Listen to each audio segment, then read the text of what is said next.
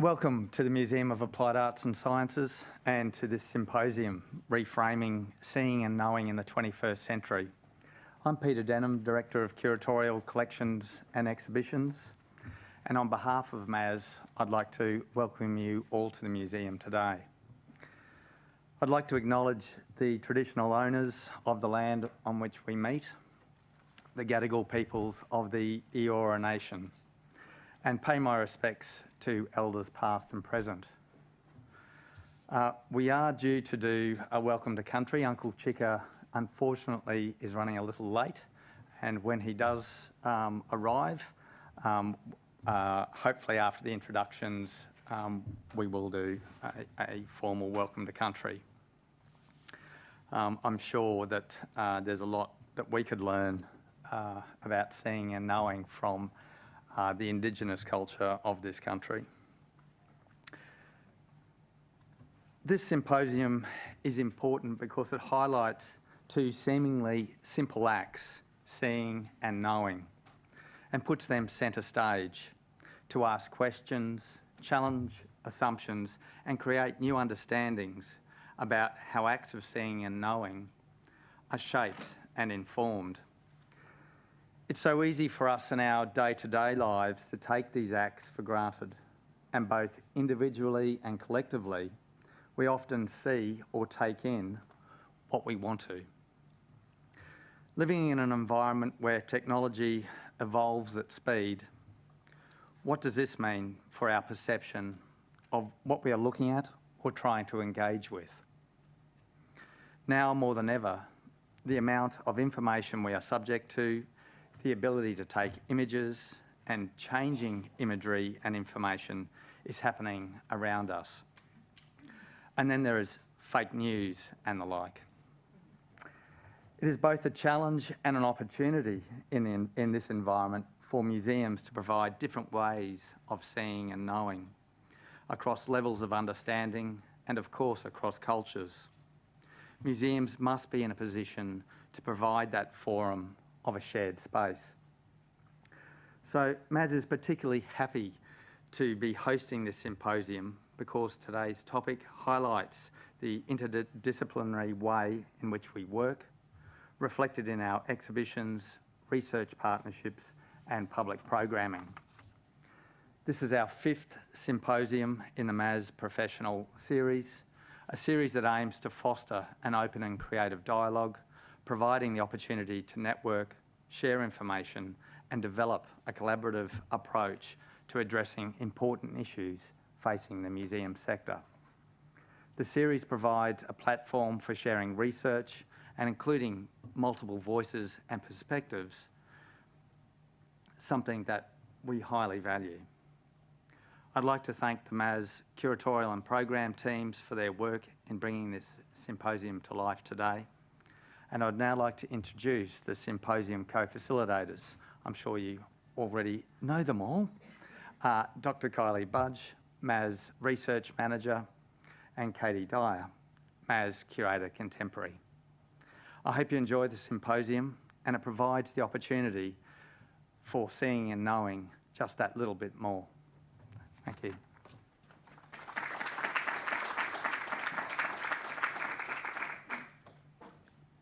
Hi everyone, I'll just touch base with Marcus. Uncle Chicka's here? Great, okay, come on down.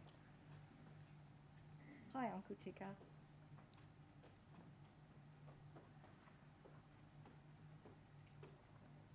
Welcome, the floor is yours. Okay, thank you. Thank you. Good morning folks. My name is Charles Madden, but known around the inner city of Sydney as Chicka. Now that's a nickname that I got many, many years ago going to Redfern Public School, which is now NCIE, the National Centre for Indigenous Excellence. Folks, I'm from Gadigal land, Aboriginal land. That's the land we're on at the moment. For many, many years, I've lived and worked around the city of Sydney. I've been involved for many, many years with different Aboriginal organisations around the city. I've been a director with the Aboriginal Medical Service at Redfern for over 40 years. Also a director with the Redfern Aboriginal Housing Company, Aboriginal Hostels Australia, and the Metropolitan Local Aboriginal Land Council, where I am still a very active member. I've got to mention it, folks. Also a life member of the Redfern All Blacks Rugby League Football Club. Folks, for many, many years I've lived and worked around the city of Sydney. I'd like to take this opportunity this morning to extend a warm and sincere welcome to any of my Aboriginal brothers and sisters, non-Aboriginal brothers and sisters who may have travelled here onto Gadigal land. If you have any brothers and sisters from the Torres Strait or further or far across the seas, welcome. Welcome to Gadigal land. The Gadigal clan is one of 29 that makes up the Eora Nation. The Eora Nation is bordered by 3 distinctive landmarks. We have the Hawkesbury River to the north, and the Peen to the west, and the Georges River to the south. Those 3 rivers form the boundaries of the Eora Nation. Folks, if you've travelled across this great city of ours today, the state or this great country, welcome. Welcome to Gadigal land. Enjoy your stay. Have a safe and trouble-free trip home. Once again, welcome, welcome, welcome. Thank you. Enjoy the day. Thank you, folks.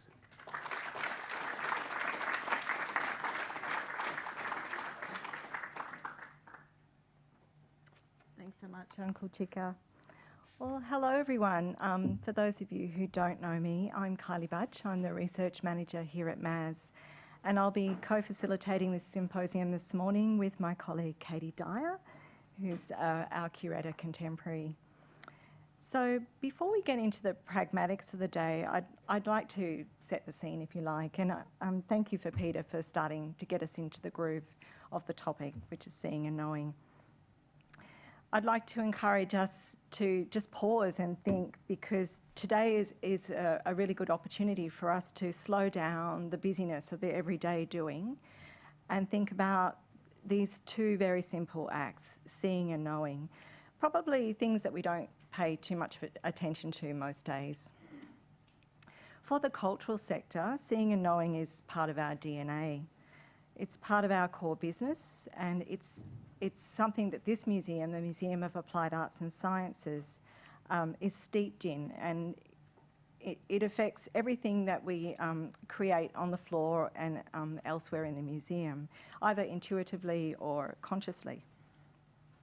And if you have time after the symposium today, I'd encourage you to take a look at a few of our exhibitions and take note of the way that they ask you to see and how this might inform or change the way you understand things once you've been through the exhibition. And one example is Out of Hand, Materialising the Digital. It's a great exhibition, and I'd strongly encourage you to do a walkthrough if you have time later. So this session today offers all of us a challenge to go deeper into the topic of seeing and knowing, deeper than most of us usually have time for, to consider what these acts mean in the 21st century. And I think pausing and reflecting is a really good thing to do, because we can consider, in spaces like this, we can consider the ideas, the scholarship that underpin topics like this, and this is how we can learn and grow. So in thinking about today's topic, a few of the questions that we started with were, who is doing the seeing, and how is the knowing framed? These are really fundamental to consider. And I think it's fair to say that we acknowledge that there can be no one single truth to what we see and how this informs knowing, because there are cultural, social, historical perspectives, technology, accessibility, scientific or art-informed innovations. So many of these come together to influence how anyone sees and knows. Even the disciplinary traditions we draw from can do this. What a scientist sees in an object might be entirely different from what an artist sees when viewing the same work. And to many people, when they think about the subject of seeing and knowing, they think about the late John Berger. He was aptly described in The Economist recently as art critic, artist, novelist, political radical, and poet.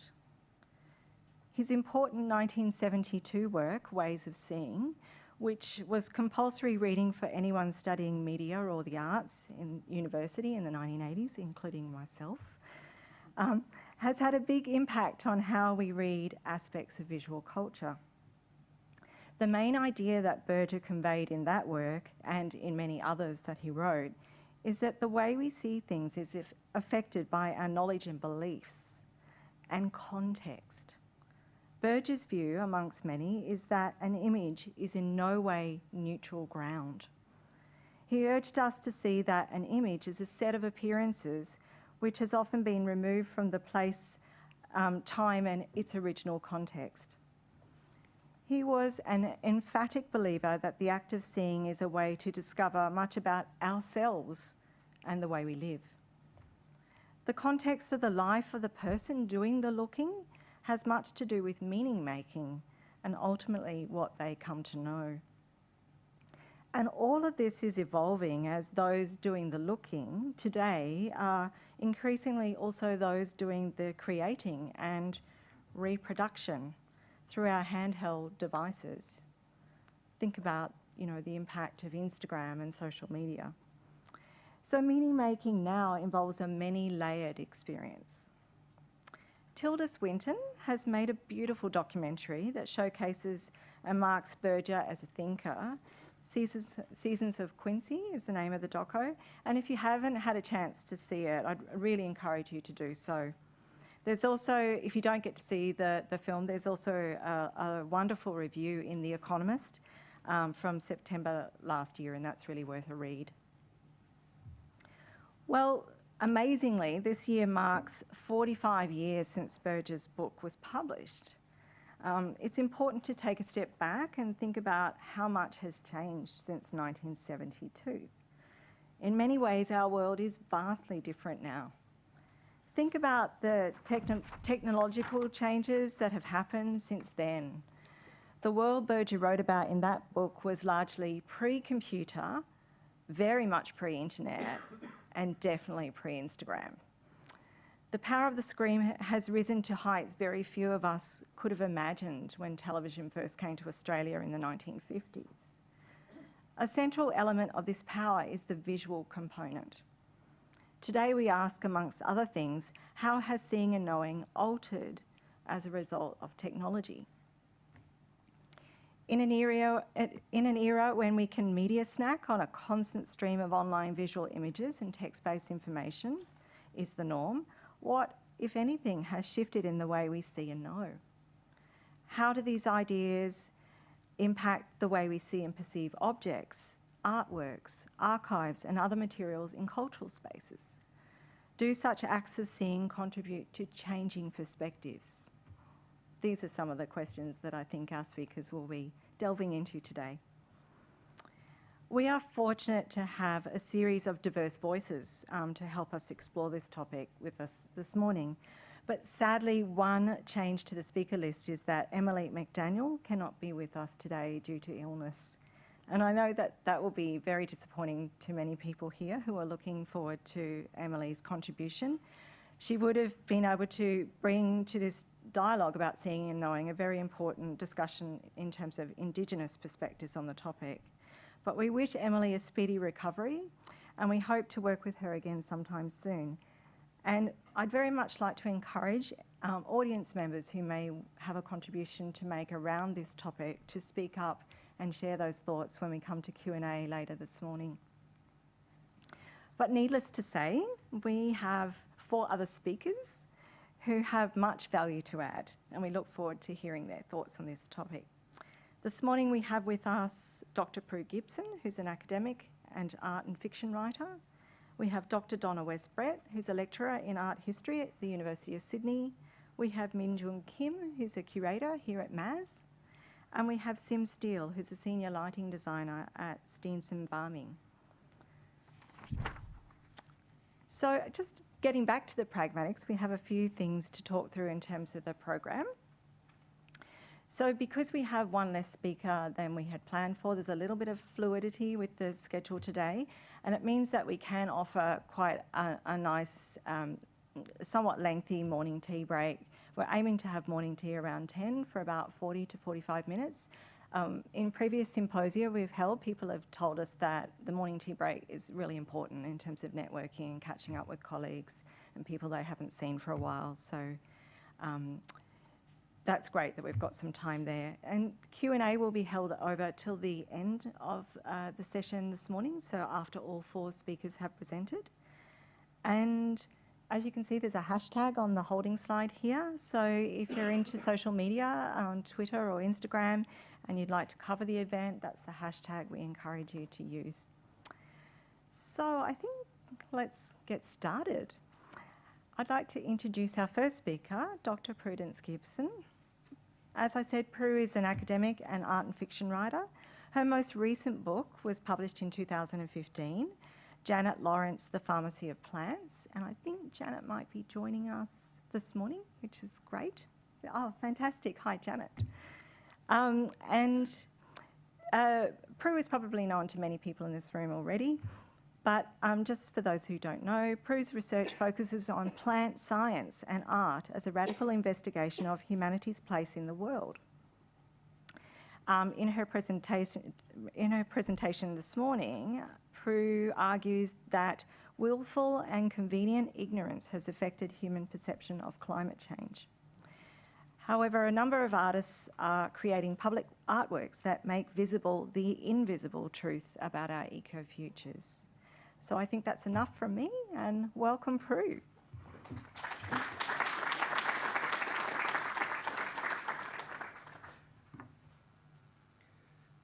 Oh, it's all done.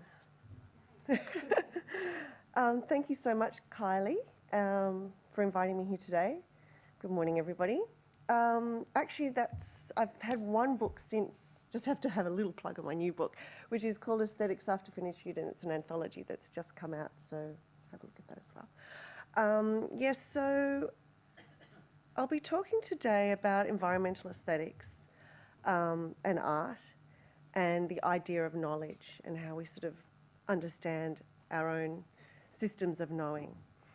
And I'll be talking about Janet's work, and I'll also be talking about Jennifer Turpin and Michaela Crawford's work as well. And Jenny's here as well. So that's very nice to have friendly faces at the back. So I guess for me, art can act as a kind of a litmus test to indicate the quality of certain issues that are out there in the world, and to find out also what issues are currently live. For me, art has the capacity to be heard when people are otherwise refusing to listen. So there is this mediatory quality to an art experience, a means of cutting through overwhelming reams of information, huge volumes of information. And so I think in a way that can alleviate any fatigue or cynicism we might feel in the face of critical climate change. So one of the benefits of environmental art, as I see it, is its ability to deepen our knowledge or to share knowledge that might be, for instance, only available to a select group. But what happens when our political society is led by those who don't actually know? What happens if we are led in our society by those who refuse to learn, who refuse to listen, and who resist facts? What place then does art have in that kind of social umwelt? So I want to talk today about this term. It's a neologism called agnotology, which was originally this sort of idea that it's this thing called, that's really kind of a culturally induced ignorance. So there's a sort of in its original kind of context, it was a term that was basically, if I sort of have been mistaken, or if I don't understand something, it's because I've been misled. It's because I've been given the wrong information. Okay, that was the original kind of context of agnotology. But it's sort of changed and become slightly a more malevolent term, in the sense that it's a kind of toxic cultural sort of awareness where we can decide what facts are true or false. So instead of understanding that, scientific fact and any other kind of fact is true and therefore worthy of our respect, agnotology is now a sort of a broad situation where we sort of can decide whether things are right or wrong. So in more recent years, in terms of this era of climate change deniers and political alternative facts, agnotology has become this term that suggests willful or purposeful ignorance. This comprises a purposeful disbelief in facts or knowledge accrued by experts in the field. So this is a situation where we have expert knowledge and we just choose to not believe in it. So this is where political spin sounds louder than scientific fact. So as far as I'm concerned, agnotology is a very dangerous context to be living in because it pits faith against fact. So that you've got the seeing and the knowing, seeing and the believing on the one hand, everything looks fine to me, I don't see what the problem is, what's all the fuss about, as opposed to seeing and knowing. And it removes, unfortunately, I believe, it removes the impetus or the desire to counteract rising temperatures, fossil fuel emissions, etc. The task then is to ask, what is the best means of disseminating information about such things as the reef's damage, about such things as rising temperatures, decreased biodiversity, species loss? Could a point of force be at the crossover of art and science? The community becomes fatigued by doom and gloom statistics. They bristle when they're hounded by sanctimonious activism. So perhaps a better way is via art. Perhaps it's the artists, especially the community-based experiential artists, who are making visible the reality of our ecological situation.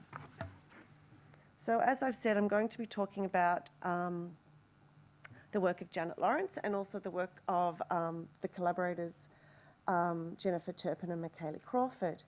So these artists bring an art aesthetic to the public domain and they bring nature indoors, both of which are very destabilising praxes. By disrupting the way we see elements in nature in an aesthetic context, we can be shaken out of our habituated ways of seeing and thinking and knowing. We can see the reality of the damages done since the Anthropocene. So all of you know the Anthropocene, but just in a nutshell, it's that epoch of geological time since industrialisation where the impact of human action has changed the surface of the earth. So at the core of environmental art, in particular the work of these three artists, is the desire, as I see it, to reconnect with nature, to reclaim the wilds. This desire is caused by a lack. So if you think about the psychoanalyst Lacan, he believed that desire was caused by lack. If you think about Deleuze and Guattari, he believed that desire was this productive force. So desire for the wilds is this sense of exclusion from nature. It's a response to a lack, but it is also a force. And it was in fact Janet Lawrence who introduced me to this term solastalgia.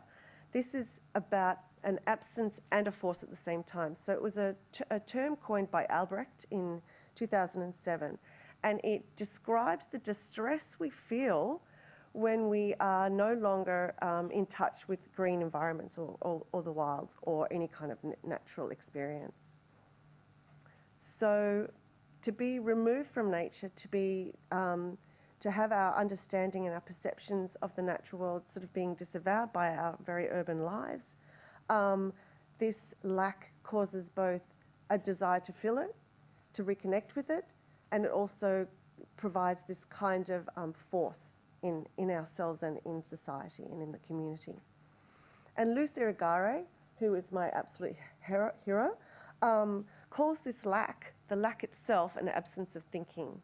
So if we try to think in terms of natural phenomenon, and she writes with this guy called Michael Marder, who talks about plant thinking. So this is like a philosophy of vegetal life. If this is not about thinking like a plant or thinking like the natural world, though that is something that we could try to do, but it is in fact trying to reconnect with who we really are. We're so self-absorbed, this kind of human hubris that we have, where we think we're the centre of the world and that everything emanates from us. And in this area of the third media revolution, that makes absolute sense. We are generating so much information out from ourselves constantly. But to take Lucy Irigaray and Michael Marder's mode of thinking instead as an alternative is to just have some self-awareness. And to be self-aware means to be aware of our ecologies and our environments. And that to understand that to not have nature is to not think. To reconnect with who we are and how we perceive our ecologies and how we perceive our environments is to reconnect with thought. Okay, so I just want to talk very briefly about Janet. I'm only going to talk about one work by Janet, one work by Jennifer and Michaeli. And this work is Blood and Chlorophyll. And it comprised a large felled gum tree. It was dead, yes, lying on the floor of the gallery space, which was the Hugo Mitchell Gallery in Adelaide. The vascular life of the tree was still in evident. The limbs were wrapped in gauze by Janet Lawrence. The tree was sort of kept in this half-life in the gallery space. I'll just show you another view of the work. It had, metaphorically, it had intravenous tubing attached to vials of restorative medication. And as Deborah Bird Rose said, it was darkly dying. So bones and piles of dirt and powdered salts lay amongst the tree limbs. The prostrate posture of the tree immediately demanded sympathy. It created a desire for care for it. This is an aesthetics of care. So the branches were wrapped in this hospital white gauze, and it made us ask, and perhaps you disagree with me, I'm not sure, but it certainly made me ask, what have we done? Why are we looking the other way? So as she creates this sort of situation of resuscitation and care for someone that is clearly dead, there is a pathos. And she also draws attention to renewal and reuse and repurposing, opposed to perpetually generating something new. So my question to her was actually at this, when we were doing the book together, was where did you find this tree? And apparently there was a heat wave in Adelaide with really high winds in January 2014, which resulted in many trees falling over. And Janet found this naturally damaged 9-metre branch and sort of schlepped it to the gallery. So one of the reasons for me the Blood and Chlorophyll is so interesting and important is that it seems to sort of effortlessly draw attention to the past life of the fallen tree, laid out across this gallery floor. So she brought nature inside and laid it out on the mortuary table, ready to be analysed and diagnosed. Too late to be brought back to life, but there were these wounds that had been previously bandaged. There was this tubing attached to the branches on one end and an upturned glass beaker at the other. Piles of white pigment, other mineral deposits that seemed to have been siphoned out of the branches themselves. Still more bandaged twigs and cast material sat on top of these glass trays and mirrored shapes that paved the floor beneath the tree. And of course, Janet is making reference to a very long history of artists working with trees and mirrors, such as Robert Smithson, Anson Kiefer, and Sam Durant. She's also sort of making references to the biotic machinations of the tree itself. The plant's sophisticated processes of photosynthesis, proteins contain chlorophyll, pigments receive light, energy stores as sugars are synthesized from water and carbon dioxide. Plant life is just so endlessly vital and intriguing and fascinating for those of us who are obsessed with those processes. And, she brings attention to this and brings us back to the idea of seeing and perceiving plants and trees for what they really are. Whenever I look at this work, it reminds me of the German idealists such as Goethe and von Humboldt, who were these wonderful German sort of explorers who set out on these fantastic kind of expeditions across the seas, across all these foreign lands in the 18th and 19th century. And in particular, Goethe was looking for this archetypal form. So he set out on this Italian journey to find this concept called the Erdpflanze.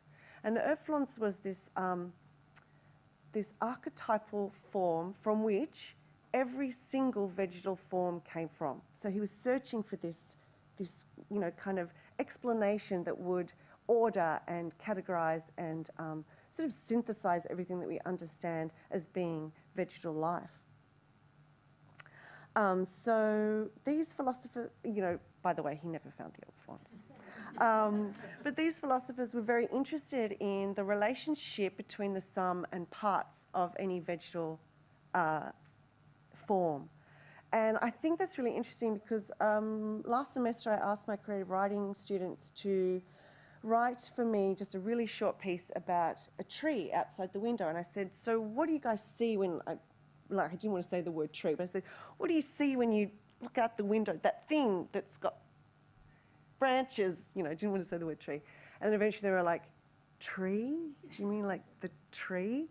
And what I wanted them to do was to write very quickly about the tree. And so they did some lovely work and we read them out and some of them were very poetic. But the point of the exercise, in fact, was to show us as a group how we can't see the sum at the same time as the parts. All we see is the sum, all we see is the tree. So we've got this, fantastic kind of history, cultural history of what trees mean to us and mythologies of tree life. And, there's sort of exhaustive history of trees in visual art. But we don't sort of think about the vitality of the parts of the tree all at once. It's just not possible for our small human brains to sort of take in all that information at once. All we see is the tree. And we have to sort of go around and sort of describe the elements of the tree. We can't do it all at once. And Goethe and von Humboldt and Mutis and all these fantastic philosophers of that period of the Enlightenment were really interested in those relationships between the sum and the parts. When we look at a tree, we see the tree. So we see the tree, but we don't see the parts that make up the sum unless we pause, unless we attempt to reframe what we thought we knew. So sometimes a lot of this reframing, seeing and knowing is just about, really, I'm really slow today. So by disrupting what we thought we knew, trees belonging outside in nature, bringing them inside, disrupts these kind of notions. It's a small gesture of bringing nature inside, caring for them.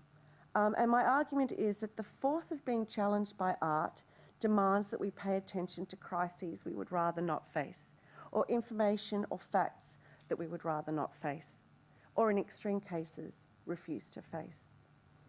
So I'll move on to Michaeli Crawford and Jennifer Turpin, who did this work last year, Operation Crayweed. So Michaeli and Jenny reclaim nature and generate ideas about human temporality within nature's temporality. So along the coast from Bondi to Bronte, the artists wove these fluorescent yellow safety fencing along the barriers and floated a matching yellow buoy off the shore. So this installation kind of snaked around the walkway, and it was an intrusion, in a sense, to day-to-day operations. To use a C.S. Lewis expression, and I hope you will forgive me, Jenny, the installation uglified the scenery. Plastic, yellow, clunky, a warning to stand clear. The artists, importantly, rallied hundreds of children from local schools to make these sea outfits, stingrays, octopus, crayweeds, etc., so that they could promenade along. So this was a massive social practice endeavour, Operation Crayweed, a collaboration between the artists and the University of New South Wales Department of Marine Ecology. It was a community event, a gathering of kids and botanists and engineers and musicians and crayweed experts, all joining together for this engaged and activist move to raise a chorus of young voices at this event where all the schools were singing in a choir, a chorus of young voices which were carried by the brutal coastal winds across the waves and out to sea. It was a lament as well as a praising. So these grassroots events are more powerful than they first appear. let's say there were 300 people or more, there were probably 500, I don't know, people, you know, involved in the sourcing of the outfits of the kids, helping make the outfits, helping with the setup. There was the local mayor, there were the board members of the Sydney Institute of Marine Science, there were school parents, there were art lovers, not to mention all the thousands of people that walked along the Bondi to Bronte sculpture by the sea. So this is impact. Each one of those people takes a memory home. And this impact is really important in terms of that idea of agnotology, in the sense that it disallows any kind of containment or enclosure of truth. Impact disseminates the facts, the information. Through the art discourse, true information is distributed more and more widely. So what are the true facts? Let's focus on the true facts. Well, this project resulted in the regeneration of the local sea plant, the crayweed, along the coastline. Once thriving, it had since disappeared because of the sewage facilities along the shoreline. And botanists and marine ecologists worked together to find ways to replant these amazing underwater forests and regenerate the watery weed ecosystems. So from Cronulla all the way to Palm Beach, crayweeds have been replanted, repopulated, and now there's a test facility down at Long Bay. So all of these kind of the ecological elements of this huge stretch of coastline have been restored. And Michaeli and Jenny have been so you know, active in their role in terms of disseminating and participating in this event, and you know, the impact is wide. So Turpin and Crawford are redressing, along with the marine ecologists, and as part of the community, the imbalances between human and nature. They're creating a schedule for groundswell action. They are punking the boardwalk. So in conclusion, art may be, I'll just show you one last very cute photograph. In conclusion, art may be a representation, we know that. Art may be a provocation, a memory, an expression. It may be a response to natural beauty or to nature's creativity and production. For me now, art has to be a reminder of nature. What is interesting about the three artists I've mentioned is that their work is not a mythology, but there is an inherent narration of observed fact. So like the German idealists who searched for the Erdflons, Goethe, Humboldt, Mutis, we are now at a similar critical point in history. Now, like in the early 1800s and late 1800s, we're on a cusp. Back then it was industrialisation, and now we're approaching this third media revolution.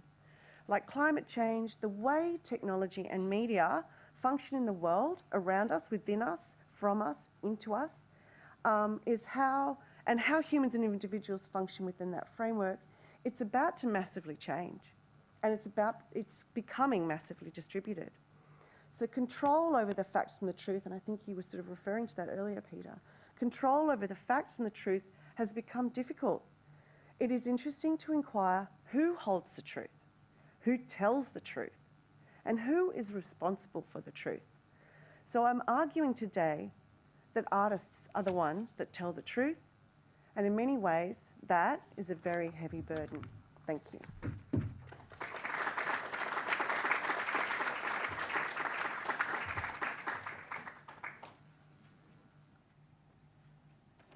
Thanks so much, Prue. I look forward to discussing plant thinking with you more in the Q&A later this morning.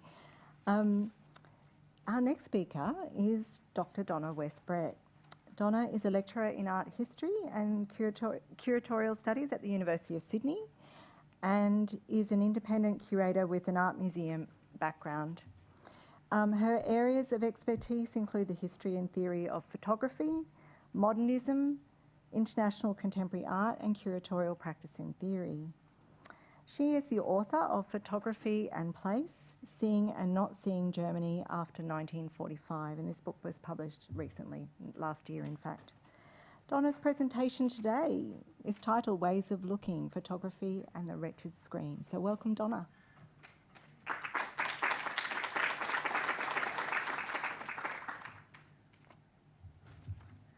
Good morning. Thanks so much, Kylie, and also Katie, for this terrific invitation. Just make sure I've got this thing the right way. Okay.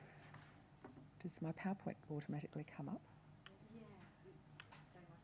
Oh, okay, lovely, good. Okay, well, I'll get started. So can everyone hear me okay? Oh, no?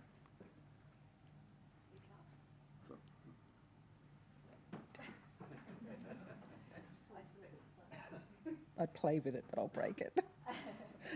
After my morning already. No, that's not me.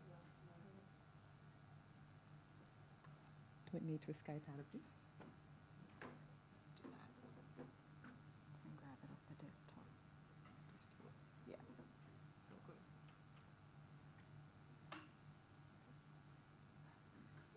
Good thing I can do these things.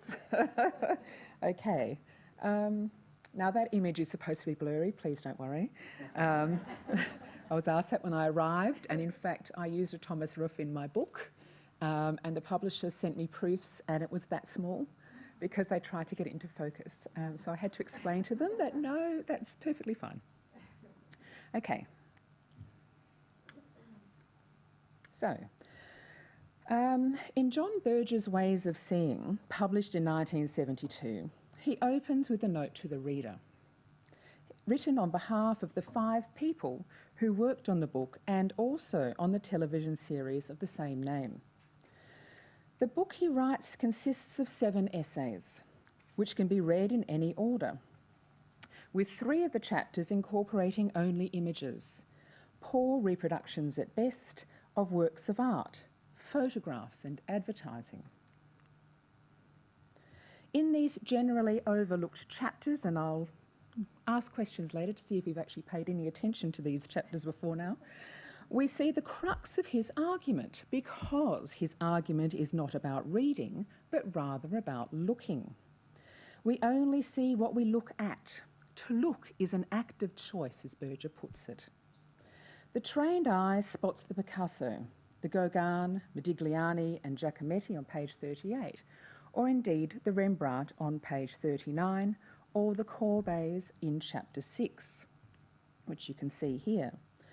But what of the other oddly placed images that seem to bear the same importance, simply because of their juxtaposition next to the great masters, or those people who may not recognise any of the works of art presented? Berger argues that because of their ambiguous nature, images need a context, a narrative to be understood and made sense of. And yet these visual spreads of faded splendour tend to complicate this idea. They challenge visual hierarchy, manipulate meaning, and their context is actually quite opaque. These 3 chapters show a sea of images, which are largely unidentified on the pages, and in fact the captions for all of the images are in the back of the book. And they are a reminder, in fact, I think, of the proliferation of images on the internet and social media, which was yet to be invented at the time of Berger's considerations. Images on the internet, which Hito Stale refers to as poor images or spam, invade our space and our looking to the extent that they are largely incapable of seeing. We don't see most of the images that come across our screens, much like the images in Berger's book. These chapters, however, make sense by reading between and across the images in context with each other. Berger's observation defines seeing and looking as 2 very different things, an observation that art historians understand as intrinsic to the visual analysis of works of art. To look is to fix one's eyes upon something in order to see, i.e., we look at the view. We see the man and his dog, looking being passive and seeing being active. A further binary is presented by Berger when he writes, "The relationship between what we see and what we know is never settled," implying the presence of a fissure or lacuna that lies between seeing and knowing. But what has this actually got to do with looking at contemporary art, and looking at photography in particular? Well, quite a lot, as it happens. Since its invention in 1839, photographers and theorists have claimed that photography has some form of veracity, a truth, that is undeniable, because the camera is the mirror to the world and the photograph represents a trace of it. But since these early years, photographers and theorists have also recognised the malleability of the image, its openness to manipulation and interpretation, which is actually what happened to Robert Capa's photograph, and we can talk about that later, or what the White House representative might refer to as alternative facts. Both of these images are actually truthful, in inverted commas, but they actually convey very different information of the same event. Contemporary artists, however, use the lacuna between seeing and knowing to create new meaning, to question and to pose new ways of seeing and thinking about what it is we think we already know. In order to explore this idea, I'm going to look at the collaborative work of the French-Lebanese artists Johanna Hadji Thomas and Khalil Jaregui, and the German photographer Thomas Ruff. Hadji Thomas and Jaregi's photographs, films and installations present various histories of Lebanon from a social and political view, reflecting on war, memory, forgotten events and secrets. They know the power of images because the governments use them every day as propaganda, and the public, surrounded by and infiltrated by images, is often incapable of seeing what is before them. Essential to their philosophical inquiry is to investigate the way violence affects images and narratives, drawing on the emergence and the disappearance of images. Their multi-part work, Wonder Beirut, takes the city as a central point of topographical focus, employing postcards made by the photographer Abdallah Farah. Farah burnt his pictures from the 1960s of idyllic scenes of Beirut's beaches and luxury hotels, and in so doing, he conforms his images to the damage inflicted on the city through conflict. The resultant images are burned and twisted and scarred by an external force that has changed both the surface of the image and also its meaning. The gallery visitor can actually take away any number of these postcards, which is what I did. I've got a stack of them. But instead of collecting images of wonderful Beirut, Paris of the Middle East, they instead gather images destroyed by the conflict between chemicals and fire. During the war years, Farah also took thousands of photographs of his family and the world around him. Unable to process the films, he began to put them in drawers, which you can see on the left here, along with a detailed description of every photograph, and quite a lot of photographers will do this. They'll record every frame that they take. The latent image, of course, here remains invisible, hidden, and yet the descriptive texts bring the images alive in our imagination. Some focus on his mother and her photo album, such as negative number 20. Mum shows a photograph of herself in the Wahed studio. She is young and poses in front of Dad's camera. Or negative number 21. Some photos of my sister and I dressed up as sailors. You can start to imagine these lovely pictures. Further descriptions, however, conjure images of war at close quarters. Number 4. From the roof, smoke and an explosion in the southern suburbs. The neighbours run, frightened by the noise of the explosion. Or number 15. The television showing the explosions, and behind, through the window, lights everywhere. What enables us as the audience to bring forth images that evoke the descriptions is firstly our imaginations. But secondly, we remember like images either from our own memories or from scenes from the television, from newspapers or social media. It is therefore apt that some of the descriptions of the images include what Farah can see on the television screen, at the same time as seeing events happening outside his own window. This is a double seeing, and this is how photography works. The photographer never really sees what they are photographing. Rather, it is mediated by the screen of the lens or our mobile phones. We're always looking at the phone, not actually what we're photographing. We too experience much of current or indeed recent historical events in the same way, through screens that filter our seeing and also our consciousness. These powerful descriptors that now resonate in your mind as memories of something unseen and yet seem so real are indeed fictitious, as is the photographer Abdullah Farah. Created by Haji Thomas, and I know you feel ripped off now, created by Haji Thomas and Uregi, Farah can be seen as a cipher for their own experiences of war and displacement, a means by which they can tell a story that enables a slippage of meaning. It also allows for their own experiences and familiar accounts of war from friends and families to be told. And I thought this illustrated, his fictitious image so perfectly.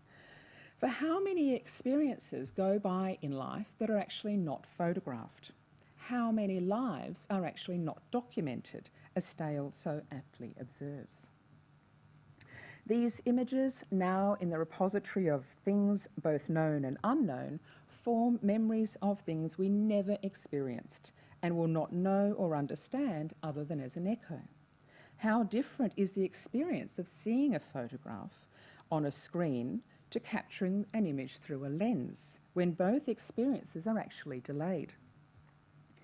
This, according to Ulrich Beyer, is how memories work in the first place.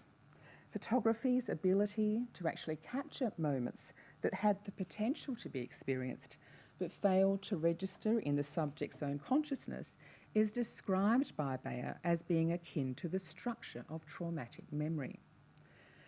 He takes this concept from Sigmund Freud and his reflections on memory in photography, where Freud describes the unconscious as the site where memories are stored until they are developed, alluding to the delay in recognition of memories and also of images. A related work is a video taken by Uregi's real uncle, Alfred Kettner. And I will start playing that. There we are. His uncle, Alfred Kettner, went missing in 1985, one of 17,000 Lebanese kidnapped during the Civil War and still listed as missing. In 2001, the artists found this Super 8 film in Kettner's archive, which they developed.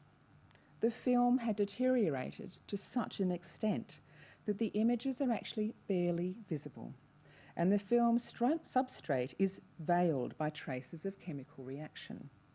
Its emulsion transformed into marks that hint towards images but remain absent. Out of the sea of murky shapes and squiggly lines emerge images that flicker into and out of recognition, much like memories do in their oft-bidden nature. And there's something quite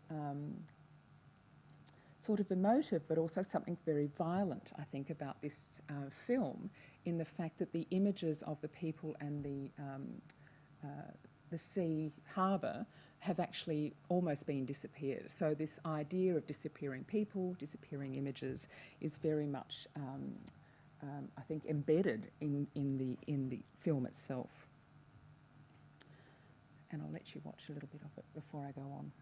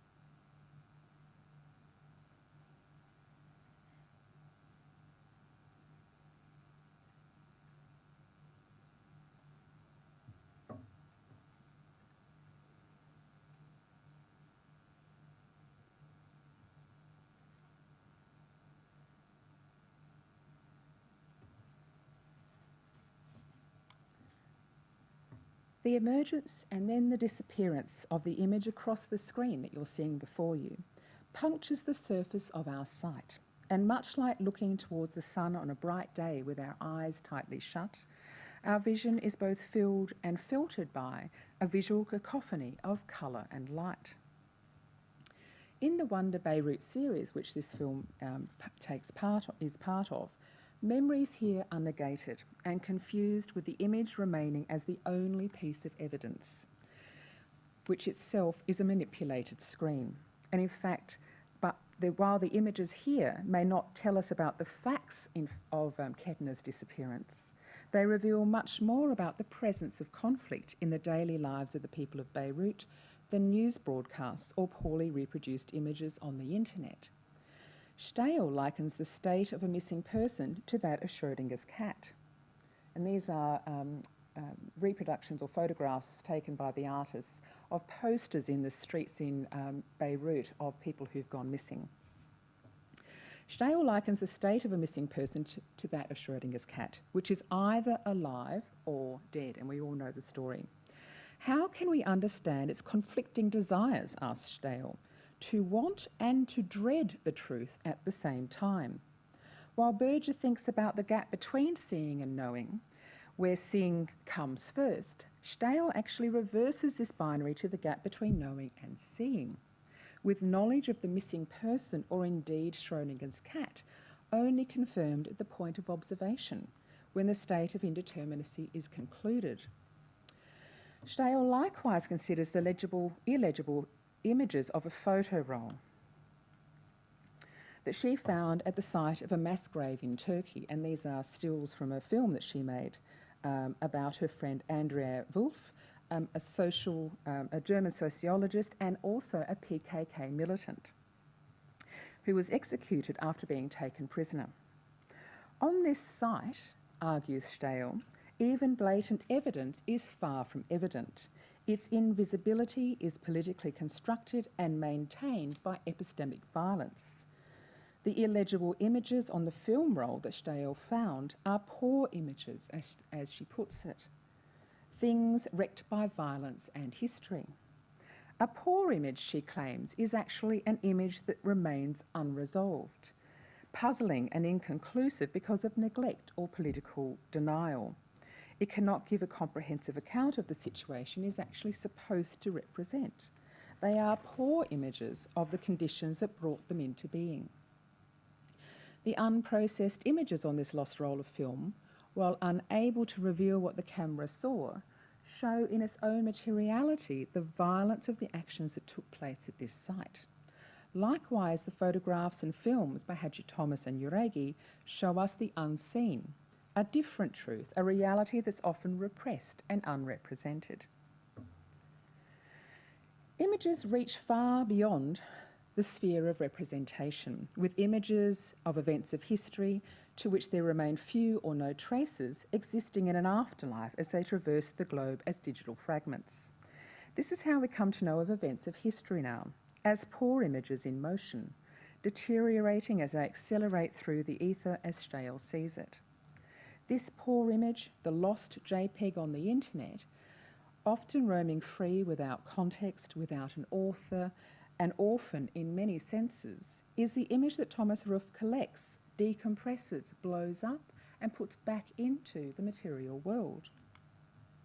His controversial images of 9/11 actually come about because his own photographs of the event were destroyed by airport detection equipment. That's his story. He then searched the internet for images of the Twin Towers and appropriated them for his photographic series, including news video stills, as can be seen here. Images of such events have several lives. Firstly, as depicting the news of the event, which you can see on the right-hand side. We all remember these first images and in the newspapers and also on the television, and this was also before social media. It didn't exist. We weren't sharing these things on Facebook in 2001. Secondly, the images form a memorial to the event. They are reproduced, they are analysed, they are talked about, and then often disappear into Google's cache, where they eventually diminish and disappear. This is what happens when we too look over and over at images of horror. When Susan Sontag looks back to the exact moment of seeing images of the Holocaust, she remembers feeling that some limit had been reached, and not only that of horror, she said, "I feel irrevocably grieved, wounded, but a part of my feelings," she said, "started to tighten. Something went dead, something is still crying." The anaesthetising effect of photographs of atrocities is also double-edged, according to Sontag. An event becomes more real through its photographic representation. Yet, this is reversed after repeated exposure. And this is what Thomas Ruff recognises in the continuous journey of the images of the 9/11 across our screens. We stop being shocked and we actually stop seeing. How does the viewer encounter Ruff's images that you see here, the original photographs from the newspapers and some of the images that he used for his works? So we understand how we see images in newspapers, but how do we understand Ruff's photographs that are not on a screen, but are rather enormously large wall-sized works, so 2 to 3 metres high? Firstly, the image pixels are enlarged to the point where the whole scene develops a strange shimmer, as if it is moving, and the form has become unclear, merging and separating simultaneously. Secondly, the light and the colours are accentuated, further deepening the unreal quality of the image and increasing our disorientation. These are all conscious strategies to make the observer's viewing experience both active but also uncomfortable. The actions of the viewer in walking close to the image to see the detail and then walking back to see the whole mimics the way in which we actually physically see the world around us, traversing it physically and visually in order to encounter it. And if you ever watch anyone looking at Ruff's photographs, you will see this actually happening. This physical action constantly forms and ruptures the image. The closer one gets to the image, the less one sees. What happens instead is that the experience of the photograph and also the event become contemplative. You become aware of the nature of the image as a screen, the event as a memory of something most of us did not directly experience, and yet somehow we feel that we know it. In struggling to see the image, our looking becomes both conscious and active. What emerges, I suggest here, is actually a different truth. A truth, not an alternative fact, okay? A different truth. Much more poignant, perhaps more real, more representative than the original news photographs of the seemingly unreal event. In that Ruff's images bring forth an understanding of how traumatic events are experienced in the first place, and that is belatedly. So what of the screen? And what of the photographs in this age of fragmented reality and fragmented images? In an age of post-truth and post-representation, how do we make sense of all the images around us? All vying for our time, our seeing and our knowing, when images move across the screen, wounding our vision or speeding around the world at a rate of knots that we indeed see very little. Sontag thinks of photographs as being experiences that are captured with the camera, making reality atomic and opaque. Berger, on the other hand, elaborates that the camera does what the eye can never do, and that is to fix the appearance of the event. It removes its appearance from the flow of images and preserves it, claims Berger. The camera saves the appearance and holds it, unchanging, like the faculty of memory, he argues. This removal often feels violent. Was that really Dad? Asks Berger. Or did that happen? Did it actually look like that? The violence, Berger argues, is in the strangeness of the image torn from its referent, once on the pages of a book or in an album or on the cover of a newspaper, now floating aimlessly through the internet unseen. It is the artist that halts the deterioration of the image and its disappearance, giving meaning where there was none, saving the memory of the moment from nothingness, the moment that lies between remembering and forgetting, the moment that lies between seeing and knowing. Thank you.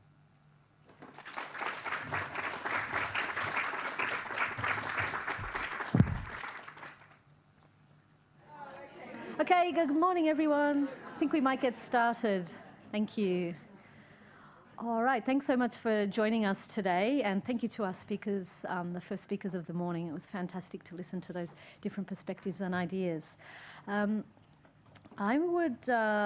be introducing the last two speakers, and then we'll be moving into a Q&A session. So please make sure you retain all those questions you're dying to ask everyone.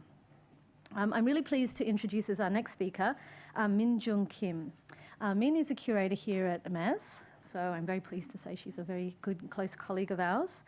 She has a special interest in material culture and interdisciplinary interpretations for museum exhibits with an educational background in cultural anthropology, Asian art history, museum studies, and cultural studies. Min Jung has published and lectured widely on Korean ceramics, textiles, and jewelry, Japanese fashion, and museum studies. Today, Min will explore curatorial practices and stimulate thoughts around new ways of seeing through her personal experience as an Asian-born curator working in a Western museum. Her presentation is entitled Seeing Through a Different Cultural Lens. Please make her feel welcome. Thank you.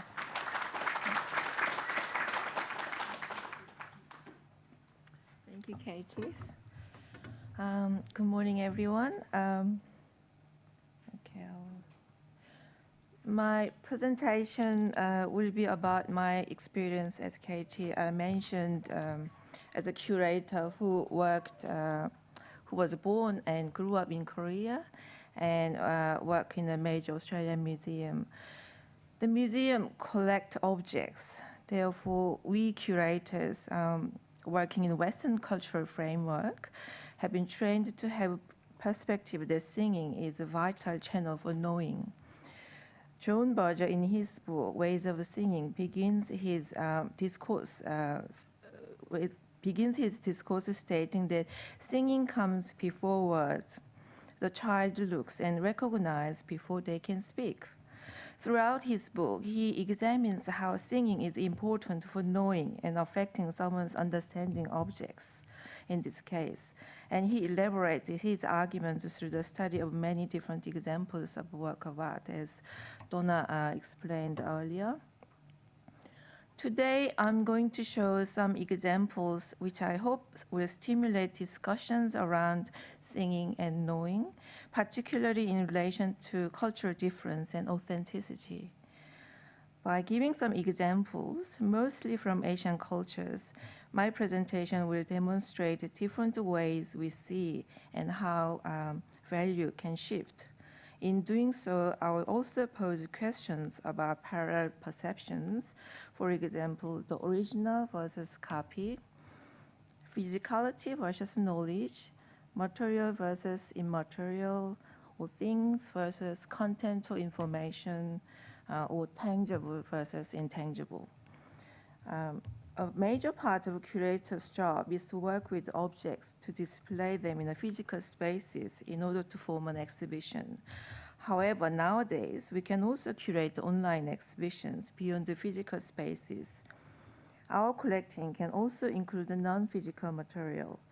In this exciting time of change, it is particularly interesting to look how other cultures have been practicing, particularly in relation to value and authenticity. The image you see on my slide is a porcelain sculpture by Ah Shen, a Chinese-Australian artist. I thought that this image poetically represents a topic I've chosen to speak about today. The eyes of the female bust in the image are closed, so she can't see. However, we know that she still sees or knows, even though she can't really see things.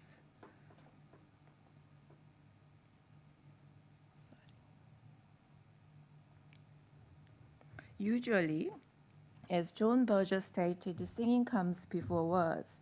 However, in other cultures, words comes first before singing. For example, the Buddhist figure, which can be seen, didn't exist in early Buddhism, and initially monks passed on Buddhist teaching orally, which can't be seen.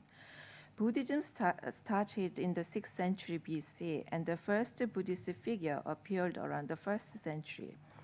Later, Buddhist figures were created to reflect or represent Buddhist texts in order for people to understand the spiritual meanings of the texts and Buddhist teaching.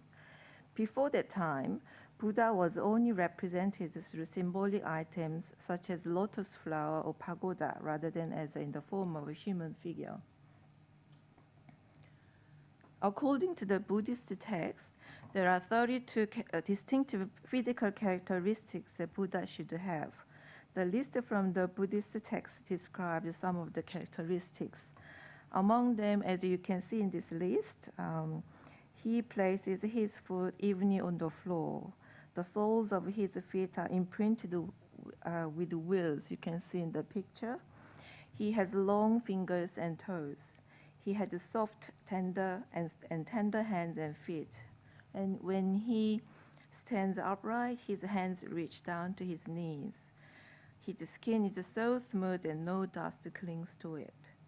And you will realize that sometimes you can't really depict all of those characteristics, such as a long tongue or divine voice, or even soft white hair growing between his eyebrows.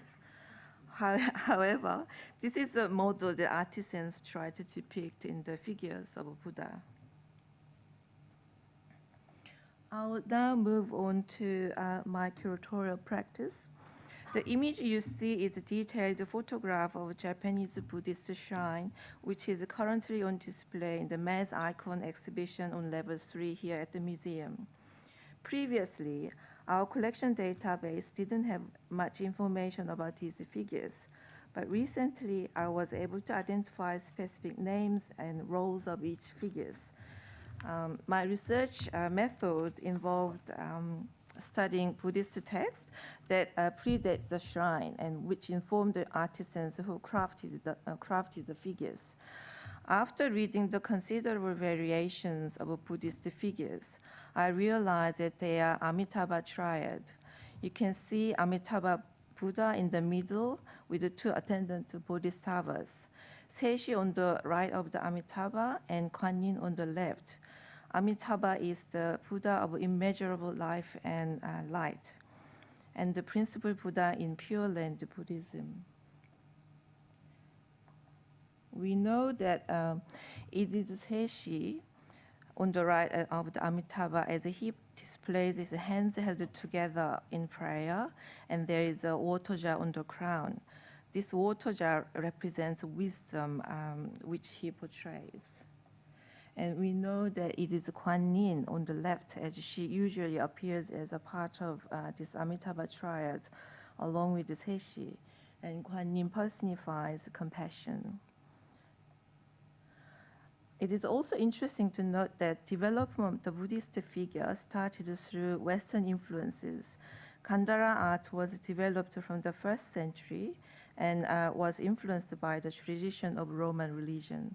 As you can see, this early Buddha has a youthful Apollo-like face, dressed in garments and resembling those seen on the ancient Roman figures.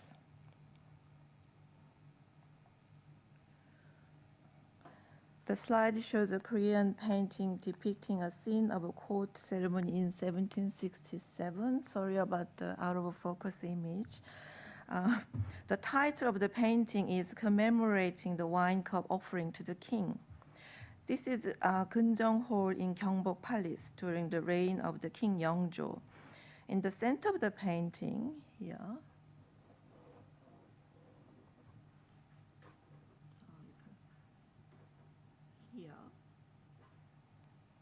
you can see a court official kneeling on the ground offering the wine cup to the king. However, in this painting, you can't really see the king. The king is depicted only through symbolic objects such as a throne and king's screen. So we know that the king is here, but the actual image of the king is not painted. This is because in Korea it was forbidden to paint the king as it was regarded as disrespectable. The king was depicted only in portrait style, and this was done under the strict regulations.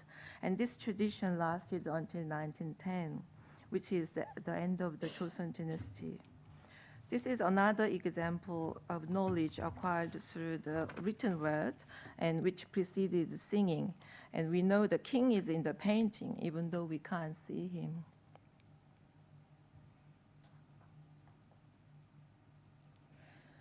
This is a portrait of King Taejo, the first king of Korea's Joseon dynasty, which is started in 1392.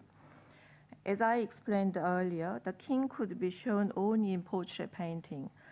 The reason I'm showing this portrait is not because I want to show how the king was painted, but to show another way of thinking in a different culture at a different time. This particular painting is not original, but a reproduction, and was repainted in the 19th century. The original painting, which was painted in the 14th century, was destroyed as it was regarded old and damaged.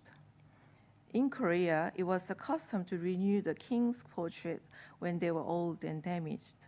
The original painting would be washed and burnt in a respectable manner, as if the painting itself was the king who had passed away. When I visited Korea to see this painting as a part of the cultural workshop with other curators from Europe and US, we didn't know that this painting was a reproduction. Then someone from the group asked how the date of the painting could be the 19th century when the king lived in the 14th century. Then the museum guide explained that the painting was a reproduction from 1872. We asked what happened to the original painting. The guide explained, after completing the new portrait, the original painting was destroyed. I still remember the surprised reaction of the curators from Europe and US. They were all very shocked about the fact that the original painting was not preserved, but instead was completely destroyed. This example forces us to think about different value systems and also about the concept of authenticity. What would the Korean people in the past place more value on? Would they have ever considered the aura of original painting? Aura is what Walter Benjamin, in his essay, The Work of Art in the Age of Mechanical Reproduction, describes as a unique aesthetic authority or a unique existence at the place where it happens to be.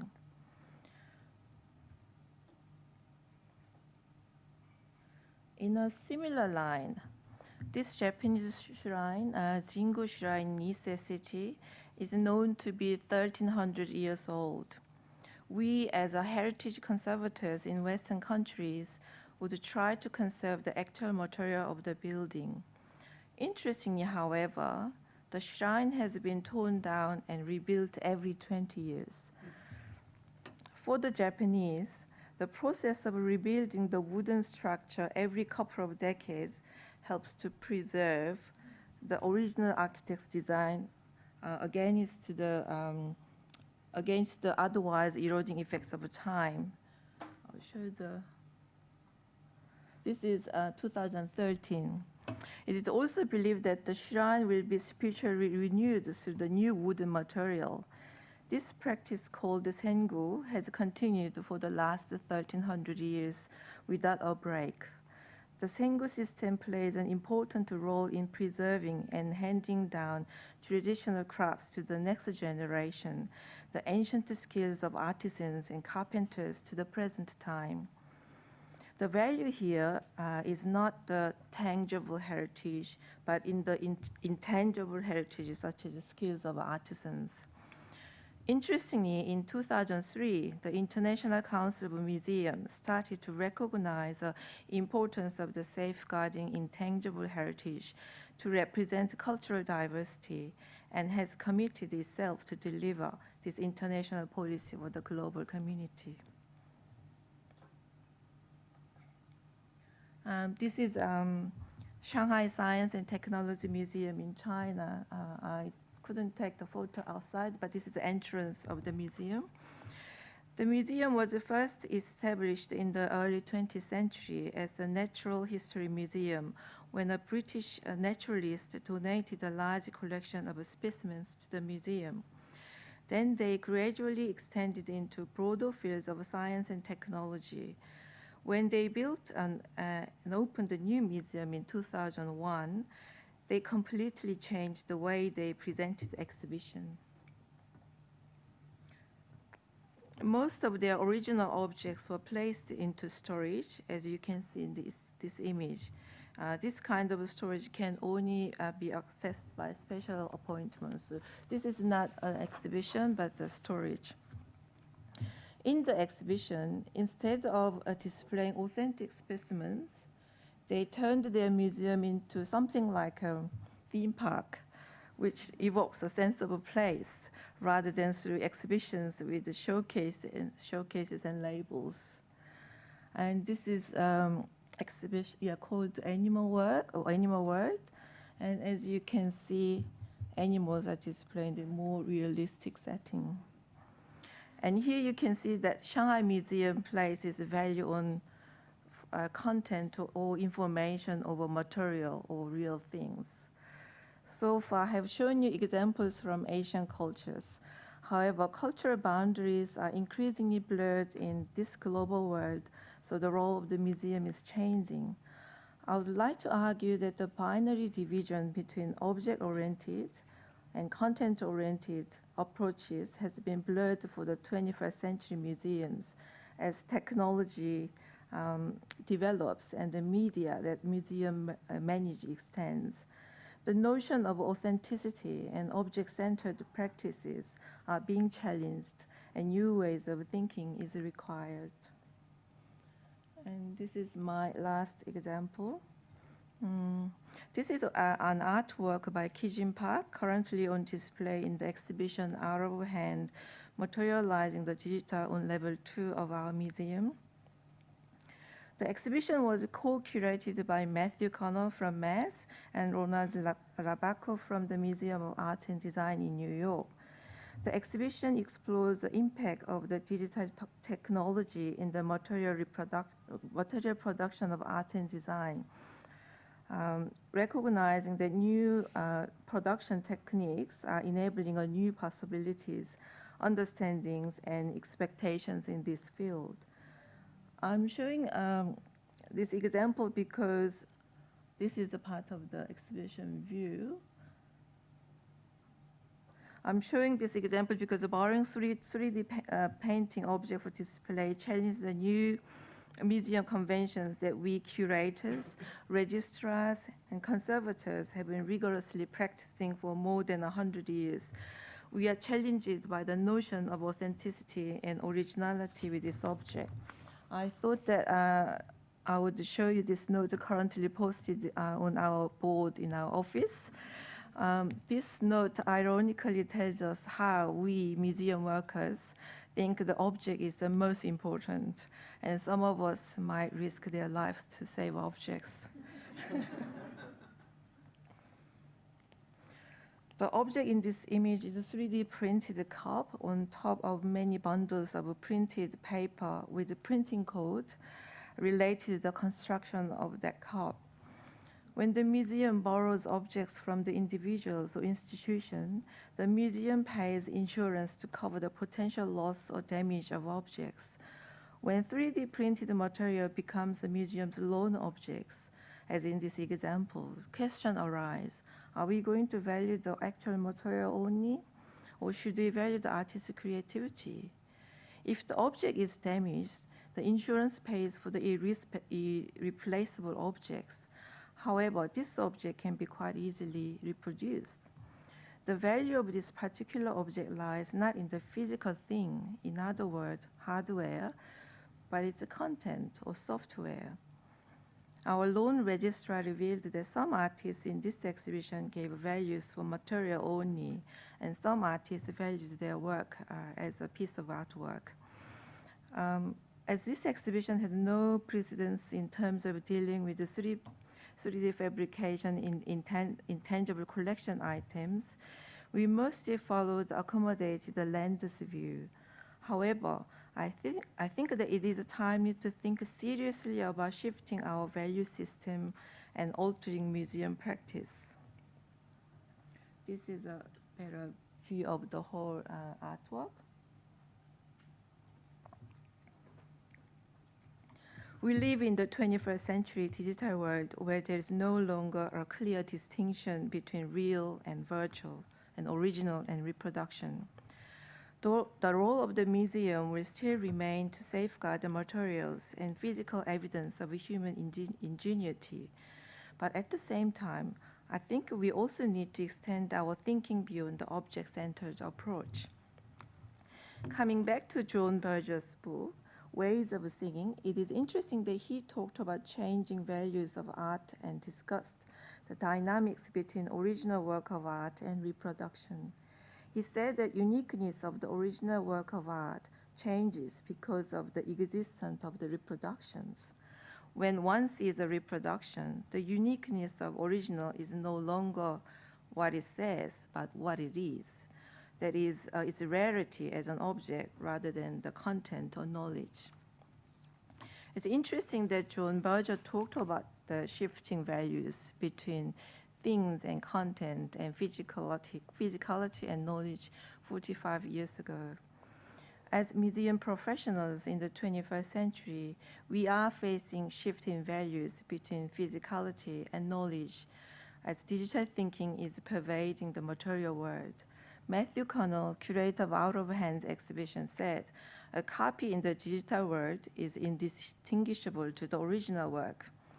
I hope that you will see the connection between the thinking underpinning the examples from Asian cultures that I've shown you today and digital thinking. We are witnessing the way that these two worlds are finally beginning to merge together as technology develops and knowledge advances. Perhaps authenticity lies not in the thing itself, but in the originality of the moment when we see, hear, read, repeat, and revise. Thank you.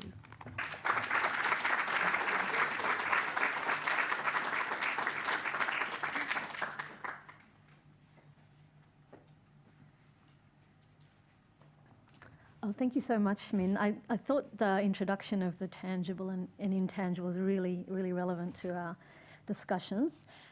Before I introduce the next speaker, I'm just going to hopefully help and not hinder.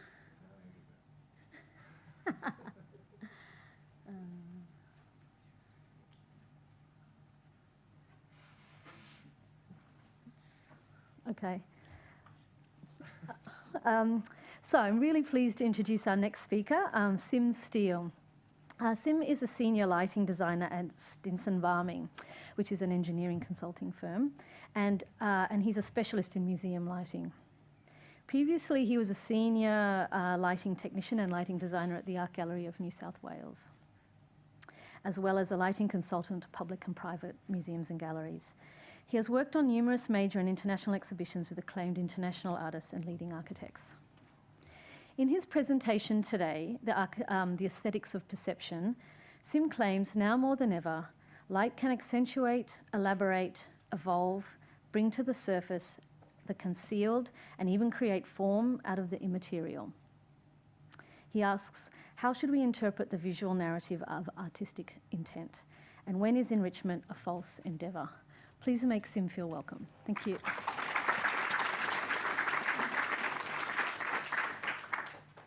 I'm just hoping that I'm actually going to be able to see anything here. What did you do, Kate? Any minute now. Well, look, in the meantime, thanks very much, Katie. That's fabulous. And thank you to the museum for inviting me here to speak today. And I have to pay an apology to Min. I'm so sorry, that was my phone. It went off right at the beginning. Yes, we did work this out at about 8 o'clock in the morning. That one? Yep. And there we have it. So yes, really, I'm not going to be making any references to John Berger today. I think everybody's probably done it to death already. And in my particular case, I'll be talking about lighting and how we perceive it from that perspective. I have to say, just before we start, that the photographs that I've taken that are in this presentation are not hero shots. In other words, they're there to actually represent what I saw at the time so that we can see whether things were actually real or not. So there's some kind of verification of what was seen to sort of faithfully represent what was seen at the time. Excuse me. I shouldn't have had that coffee. So look, as lighting designers, we concern ourselves with the interpretation and often the enhancement of all objects and architectural works and artworks. The decisions that we use often involve a mixture of personal aesthetics. So we bring to it our own opinions, which we have to sort of very closely guard because, as anybody here who knows me, I'm very opinionated. So I've got to keep a control on that a little bit. And also the understanding of the needs of the moment. So that may be curatorial needs, it may be artistic needs, or it may be actually, in many terms, architectural needs, and interpret that and what's going on. That includes electric lighting, daylighting, and the environment, internal and external.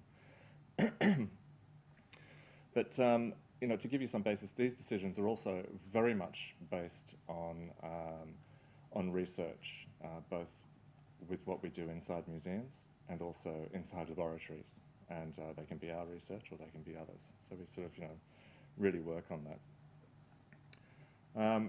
I had many alternative titles for this, but a lot of people have taken them. Seeing is perceiving is one of them, because I think that's particularly relevant when we're talking about something which is a personal opinion. And there was also not knowing. In this case, it's very relevant because I think a lot of people just take light for granted. In this space here, we think that things are lit, and that's what light is all about. But in actual fact, there's nothing further from the truth. So my question is, what do you think light is? So what is light? I think we have to take it right back. We have to take it back to physics. I'm sorry, it won't be long. I'll try and make it as simple as possible. I know it's kind of dull. Well, for those people who are not who are into physics, it's not dull. I apologise for those people who are into physics. This is very ordinary, what I'm presenting. Light is composed of photons that interact with matter, and they give us the visible universe. And yet they can actually pass through matter. So if you think of glass and things like that. So they're extraordinary. It's an extraordinary thing. As you know, matter in the universe is made of molecules, which are composed of atoms, and atoms are in turn composed of protons, neutrons, and electrons. But I think to put light into the perspective of the universe, we need to understand that there are 10 billion times more photons than there are protons in the universe. Okay, so light dominates the universe. Seems very strange, I know, because you can't see light until it interacts with something. You cannot see a ray of light until it hits your eye. So this is something that sort of kind of is easy to get your head around, but not quite easy to get your head around. It's a very odd thing. So let me think about it in a different way. Let's call that a proton. Okay. Now let's shrink it down to its real size, theoretically. All right. Now let's fill that screen with all the protons in the universe. Okay, so I'm going to click the button, we've filled it. Can't see anything. There's nothing there. So in actual fact, the universe to our visual perception cannot exist until we fill it with light. So light makes everything exist. Without it, you can reach nothing, you can perceive nothing. We can't even record anything without light, without the electromagnetic spectrum. Take it one step further, light has various strange properties. For those of you who haven't figured it out, this is the sun, all right? I have to apologise. My skills with PowerPoint are very rudimentary, so you're just going to have to bear with me. So The reason why I bring up the sun is because it's all about the relativity to us and the planet and light and what happens. So it takes light approximately 8 minutes, 20 seconds to go from the sun to the planet to reach us. But how does the planet know that it actually has to rotate around the sun? And this is very important because this is actually one of the fundamental things about light. The photon carries information of the universe. It's why we have quantum physics. The photon carries gravitational information. And so, this is why the Earth knows to rotate around the sun, because the sun carries light towards it, emits light towards it. Lawrence Krauss, in his introduction to theories on dark matter, explains it in his book Quintessence, which anybody who's interested, you should really get into. I think you have to read it 3 times before you understand the first 10 pages, but it's really worth doing. And so I'm just trying to illustrate this here now. The thing we have to understand about light carrying information is we all have fibre optics, or at least we may all have fibre optics that carry data to your home. But the fact that light carries this information about gravity means that the Earth rotates around the sun because the sun emits light. But if the sun suddenly blinked out, the Earth would still keep rotating around the sun for 8 minutes and 20 seconds before it realized it had to just disappear into space. I think the reason why I love that is because it's kooky, right? Kooky is good in my world. I love kooky. Now, that's just one part of the information that's carried in light. For us, we're really talking about what do we see. And the visible spectrum of light is very, very small. It's this tiny little area. I think I've got a little pointer. Pointer. There we go. Just that spectrum in there. Now this spectrum outside, down this area, for all of those who are curators and conservators, the dangerous bit that we like to keep out of museums, and also this area as well. So we try and limit it to the visible spectrum, and why wouldn't you? That's efficient light anyway. So UV radiation being the most dangerous, and then infrared after that. To let you know exactly how light is emitted by electric light and other light sources, including daylight, this is, of course, daylight up here, but that is a mixture of sunlight and skylight. So this region here is the strong part of skylight, the blue bit that you see coming down, and all of this area up here is the actual sunlight. So they combine to make daylight. This is general LED spectrum for museums. We tend to keep that peak very low as much as we can. And this is incandescent light, which is the benchmark for all other light at this point in time. I have no idea why. We still have to figure out why on earth we would have all of that spectrum missing and just generally be running a great big heater, especially in our museums. So which is why we love LED. CFLs, don't get me started. It's not about the spectrum, it's just about the fact that you buy them off the shelf, they go into a fitting, and 2 seconds later they're broken or they explode. I mean, why would you even bother? It's insane. And you can find them all at the Pompidou. All in one space. Now, look, somehow I don't think Renzo Piano had this in mind when he talked about seeing all the material and everything. But there you are. There's the CFL sitting in the... Oh, God, it's unbelievable. It's just ridiculous. Similarly, in Berlin, another museum which has different light sources applied to different spaces.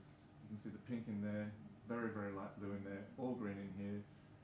Don't be confused, these are not different paint colours, it's all the same colour paint. Okay? So no uniformity, and as you walk around, I mean, that was the best shot I could get, it was fantastic. I thought, oh, it's made for a lecture. But you know, it's the Alta National Gallery, I'm sure they'll fix it sometime or other, maybe next decade or something. So what is the right light then? If we've got all of those sort of strange colours, by the way, they were probably all meant to be 3000 K, which is generally the accepted colour temperature for museums. Can't verify that. I did have a spectrometer at the time, but I didn't go around pointing at things all the time. I suppose what we really need to do is start with what is our preference, and what do we call a preference? How can we calibrate a preference for colour? And the one way we need to do it, and has been done, is by having a preference for white light. this represents something which is closer to candlelight. This is the accepted colour for museums, and this is generally offices, skylights, things like that, daylight. Generally, you see that in fluorescent tubes and things. Try and avoid that, although it is sometimes in museums you do a mix. This is a little bit outdated now, though, of course. Nowadays, it's closer to that. Did you see any difference? I don't know what the projector's like. It's very difficult when you talk about colour in these sorts of instances because you actually, I can't tell what's happening on the.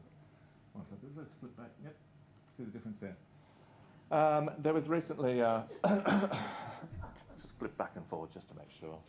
There was recently a survey done with lots and lots and lots of people where they actually found that the preference for white was actually 3,700 Kelvin, which is a lot bluer than previously agreed. Interesting to note was they actually did a lot of research, historical research, and found that over decades, the preference for white was becoming whiter. And the assumption was that perhaps it was because we were used to candlelight. Now, the interesting thing about all of this is that this is all done with incandescent sources with filters over the top of it. When we're talking about LED light is much purer and has real whites in it, which means that a 3,700 Kelvin incandescent source could actually be more like a 3,300 Kelvin LED source because of that blue spike that I showed you earlier on. Now I'm just going to go through a few images in different museums of what different colour temperatures do. There are different light sources, so I'll let you know. But to move back to the Pompidou again, lots of blue fluorescent up here. Now this was fine for all of these artworks in here that were blue, but behind, and I couldn't find the image of it, I'm very sorry, but behind this was a beautiful timber house and artwork which was rendered almost grey in this light environment. It was a very, very sad thing indeed. Alternatively, the Stedelijk, a warmer white light, which worked very well for these for this space, a very uniform light, but is it white? Could it have been better the other way around? You know, it's very hard to sort of tell these sorts of things.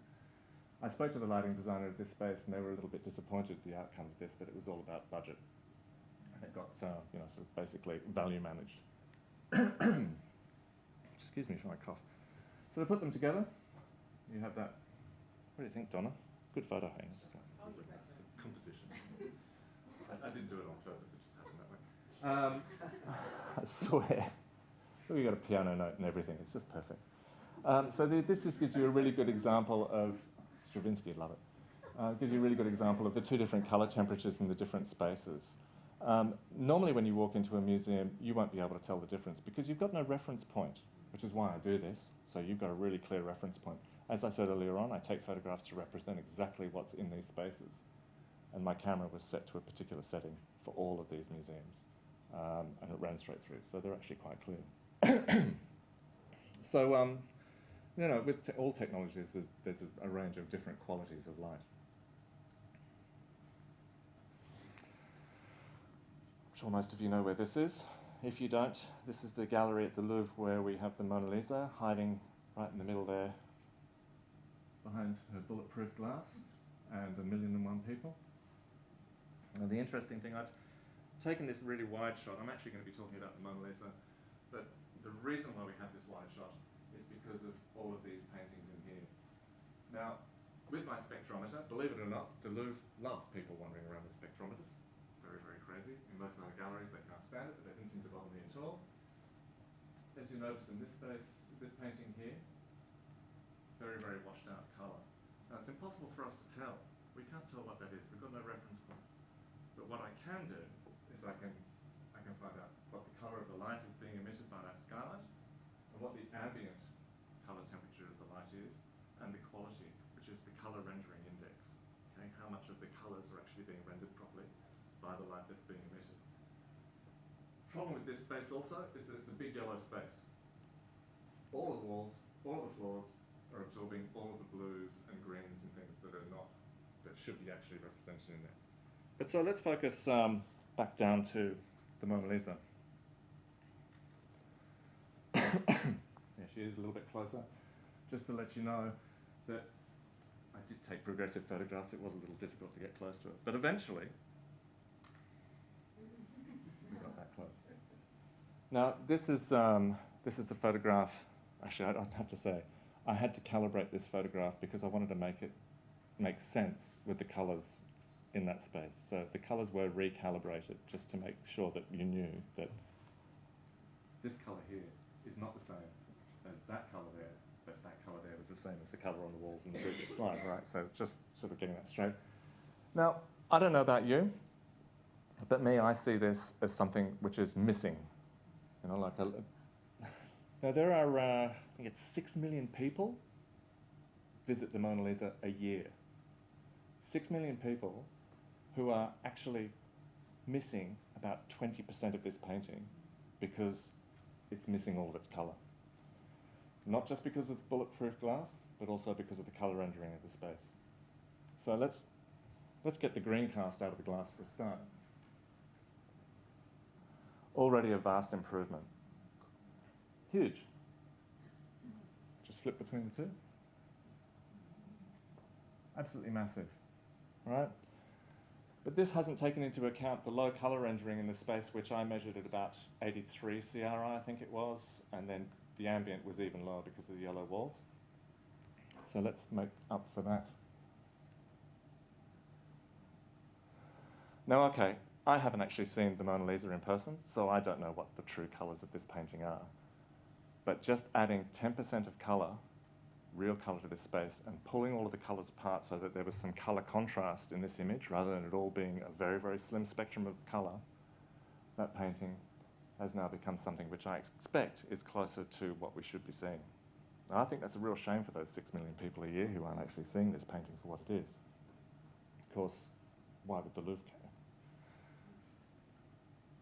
That's what we're seeing, right, compared to that. Anyway, so while I stand looking at the Mona Lisa in fury, I get over that, I turn around, and I see this. Everybody, yeah, I think people get this immediately. Now, my camera is, of course, calibrated to show you this, which is clearly low colour rendering and not good enough, okay? Of course, this camera is calibrated with algorithms to enhance everything, except the painting in the background. It's curious as well, isn't it? I mean, not only do we have an extraordinary blue here on that jacket, which I don't know about you, but that's more like a grey jacket. And then the green's not too bad, which actually shows the algorithm of the iPad more than anything else, I'd imagine, and possibly there's a bit of colour in there, which is okay in the general space. And then there's this colour here, which is nowhere near that colour. So this is why I don't take hero shots, and this is why I don't use my iPhone for taking photographs when I want to actually talk to people about colour rendition. Really, really important to know that when you take your photographs home, they're nowhere near it. But is colour fidelity all there is? So in this space, we have incandescent and then LED. Same colour temperature. This is a Picasso show. Now, I actually have this slide because I don't have another slide of something that I wanted to talk about, but I kind of really don't have time about how they were finding things in Picasso paintings because of the new light sources, things that have not been seen before. But let me take you to my kitchen.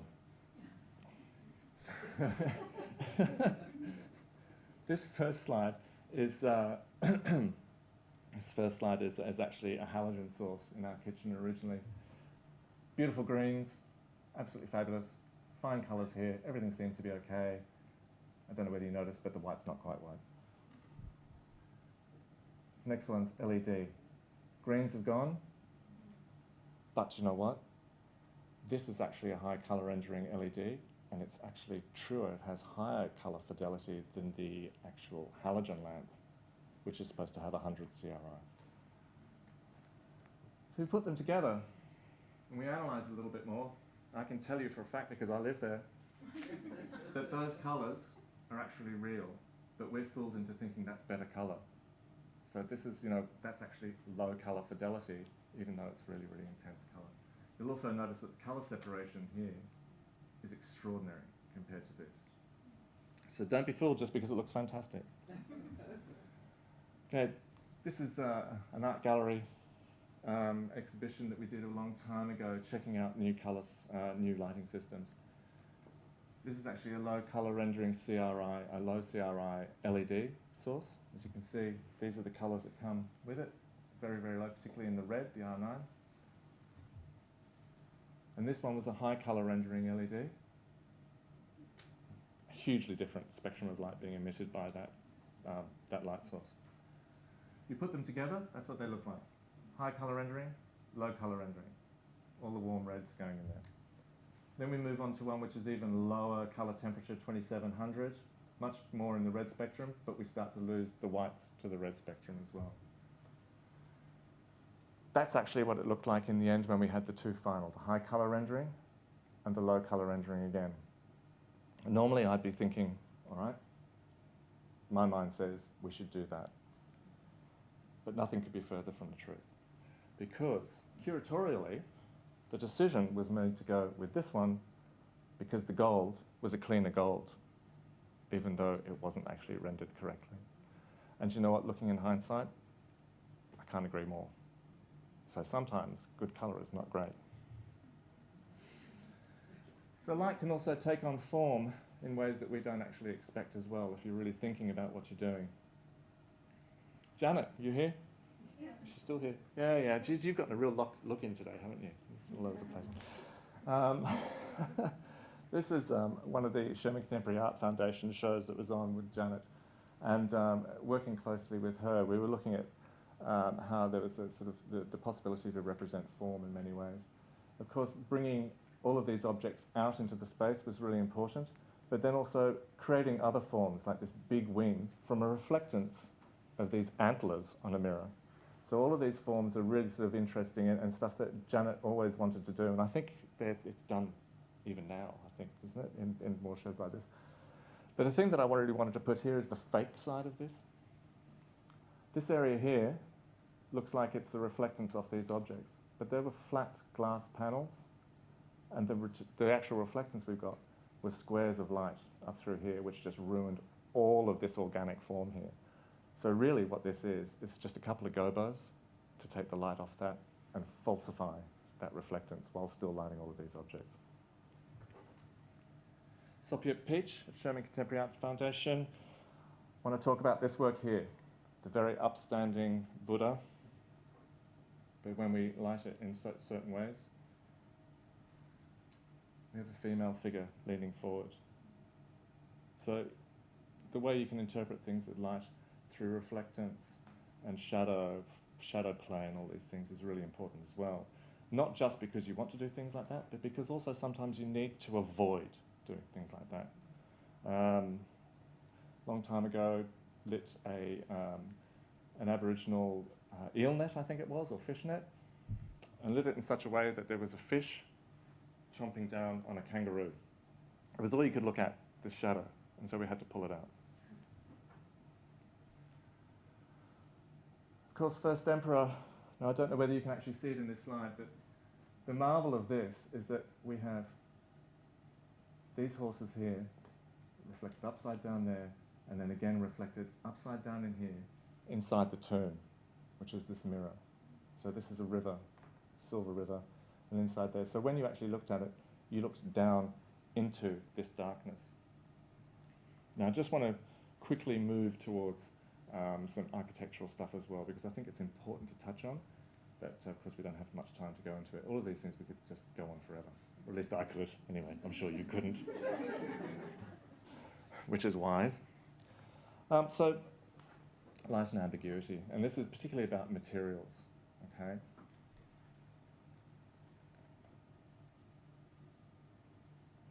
I love throwing this at students, and it never ceases to amaze me that they get called out all the time. We debate what it is, and we always talk about how beautiful a projection it is, or how beautiful a light artwork it is, until we actually see that it's a concrete wall. Now this kind of concrete transmits light, so it's a beautiful, beautiful thing to start thinking about these inside museums. One of the things that as lighting designers, we're always trying to do is bring daylight into it, not just because it's, you know, sustainable and efficient and all this kind of stuff, but because the quality of light is just fantastic. All right? It also gives you that, not only the sense of the seasons, but the diurnal nature of your experience within a building. So we're always trying to bring the exterior into an exterior if it's at all possible. Gary did that with the Foundation for Creation in Paris. Now, I have to admit, I'm not a big Gary fan, right? But this building just completely stunned me. It was absolutely impossible. I haven't seen artworks in it, so I don't know how good a museum it is, or gallery, but just the architecture itself was really quite beautiful, despite the fact that it seems to have borrowed from the Sydney Opera House and all other things. But anyway, the whole thing was a big UFO lifting out of the ground. It was fantastic. But what I want to talk about is this fritted glass. Now, this was on the top of like a large balcony area. And this is not mistiness outside, but it's the frit itself. And it's a white frit in the glass. It serves two purposes. It controls light coming into the space, but it also has this magical element of reflecting light from the inside back inside. So although the exterior looks like it's misty throughout the city, this is quite a clean day, the interior almost feels brighter than the exterior. And it was just a beautiful thing to feel. It was really, really gorgeous, because you're 4 floors up and you're earthed somehow by having all this light inside. Quickly, the Louvre. Again, Sana doing their amazing stuff with materials, glass, reflection, and at the right time of day, all of these materials disappear into the sky. I'm sorry, I had an absolutely fantastic photo. I couldn't find it anywhere where the walls disappeared into the sky. They also managed to do extraordinary things on their interiors. With this as being an architectural ambiguity, and I swear it's not just because I lined the camera up in the right way. This was everywhere in this building. All of these kinds of lines, you can't tell where they move from, where they're going to, where the end is. You know, just absolutely gorgeous stuff. And the quality of light was stunning. This is in the main gallery. Absolutely stunning stuff. From certain viewpoints, you cannot tell what is a horizontal or a vertical plane. They move into each other. Great. Love it. And the final image here, also at Louvre, I think it's about 4:30 p.m. with light coming through, getting quite large. What I love about this is that we look at what I showed in the previous slide with all of this ambiguity here and these extensions, but then we're not quite sure, is that leading to the exterior or is it a continuance of an interior?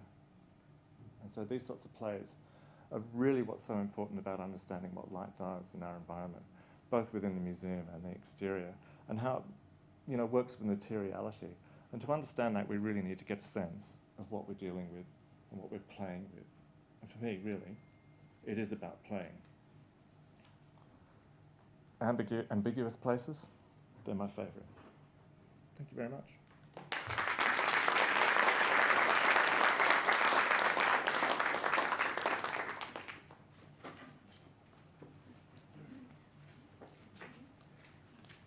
Thank you, Sim. I think you've just proved that everyone who works in a museum or is an artist needs to do a course in the physics of light. That was amazing. Thank you.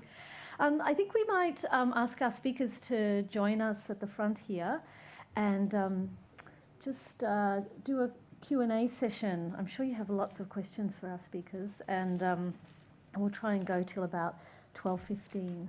So, yeah, please come and join us down the front here.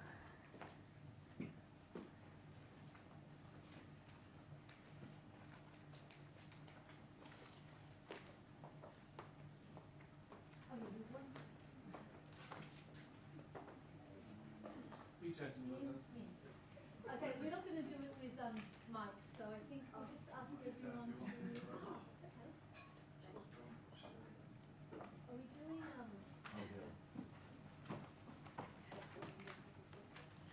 Not working now?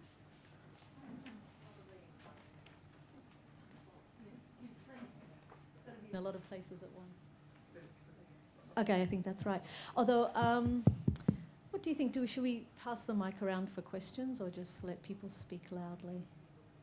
Project. Okay, so we're going to rely on you to project, and we're going to speak through the microphones. Well, thank you so much to our speakers. What an incredible range of subjects and thoughts to cover, but sort of taking John Berger as a jumping off point. I only have questions, but I have to share. So I might sort of put it out to the audience at this stage. Does anyone have a kind of question you want to kick off with? Okay, well, while you think on that, Matthew, you've leapt. Were you scratching or were you raising your hand? I've got a question. Okay, go ahead. Well, I've learned a new word, agnotology, which seems to describe very tightly something, a phenomenon that we definitely see everywhere around us today. I'm hoping that naming it will give us some advantage over what's happening there. For the people who we might be able to think of some who live in a state of, or an agnotological state, we know there are some strong examples around us. Do you think that they will be affected by artworks? Do you think that they are people who will come out of their state of willful ignorance through interaction with an artwork? Yeah, It's that state of willfulness, I suspect. that's right. I think that I mean, I only really write about art, but I do teach advanced media as well. So the idea of this sort of state, this environment that we're living in at the moment, and we all see it with our children and younger people as well. Just the volume of information that they have to deal with, and my son, who's nearly 21, I said to him, "Oh, do you watch the news?" He was like, "Oh no, sometimes I just click on stuff that someone, in my feed on Facebook." There's just so many disturbing habits, and I think what happens is, in any scenario when you feel under assault, for whatever reason, and the way we're dealing with information at the moment is in many ways an assault. The thing to remember is that we're actually projecting out now as well. So, when 20, 30 years ago, it was, our relationship to knowledge and information was quite passive in a way. We all went to university, we would attend lectures, we would discuss, but it was all sort of given.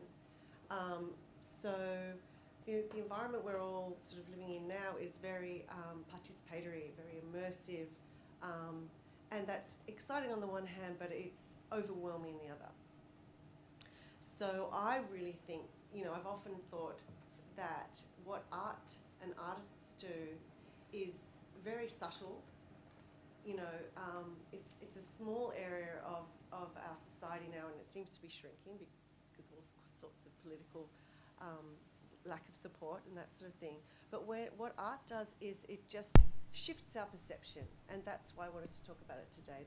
The power of art, the force of art to just make us, see things that we couldn't see before, understand things that we couldn't understand before. And it's just such a tiny little turn of the dial, and it has more impact for me than any other kind of piece of information. So I guess that's what I was arguing today, that it's that tiny turn of the dial, because there's just so much, and maybe that's all it takes. Because we are also fatigued, and basically what I'm talking about is environmental issues, and the way artists do, can help us see through those ideas. It's not anything else. I'm sort of talking very specifically about that. Thanks, Prue. Does anyone have another question? Ava. I have a question relating to this. This is a question coming from a different perspective. A year ago, a couple of years ago, John McDonald, critic, we touched on this during conversation with Donna. In his review of Sydney art exhibition, argued that in this particular case, the quality of art, in his view, I think this is what he was aiming at, wasn't high enough social message. I don't know if anybody remembers this review. And I wonder, what do you think about of this type of critique, which is coming from a completely different direction? And the question is really, what is art? And should art be sort of diluting itself, I suppose? With all these messages, or it should really just go straight to the, I'm an artist, I'm creating art here, but clearly there's always something lying underneath, the art creation. So I just wonder what your response would be to a critique of this type. Can I quickly answer that as well? Yes. So thank you for that question. I think that's really an important issue. So, for instance, I've been looking at, because I'm interested in environmental aesthetics, I've been looking at a sort of rash of artists across the world who are using plant studies, information about plant science, using plants themselves to draw attention to kind of ecological issues. And there's a lot of really bad work out there. There's a lot of artists that are just sticking stuff into trees and recording the emissions and not really being sort of, intellectual enough, not really thinking about the aesthetics of our experience. That, ultimately at the end of the day, we go to museums and galleries and we engage with artists because we want to be blown away by their vision. We want to have the experience that artists can give us that we can't do ourselves. That's the fascination. And I think that John, I never agree with John, but in this instance, I think that the question of quality of artwork is always when artists are just starting to move into a new realm. It takes a while for everything to kind of coalesce properly. So I remember that Felicity Fenner always maintains that unless an artwork is political, it's not doing its job.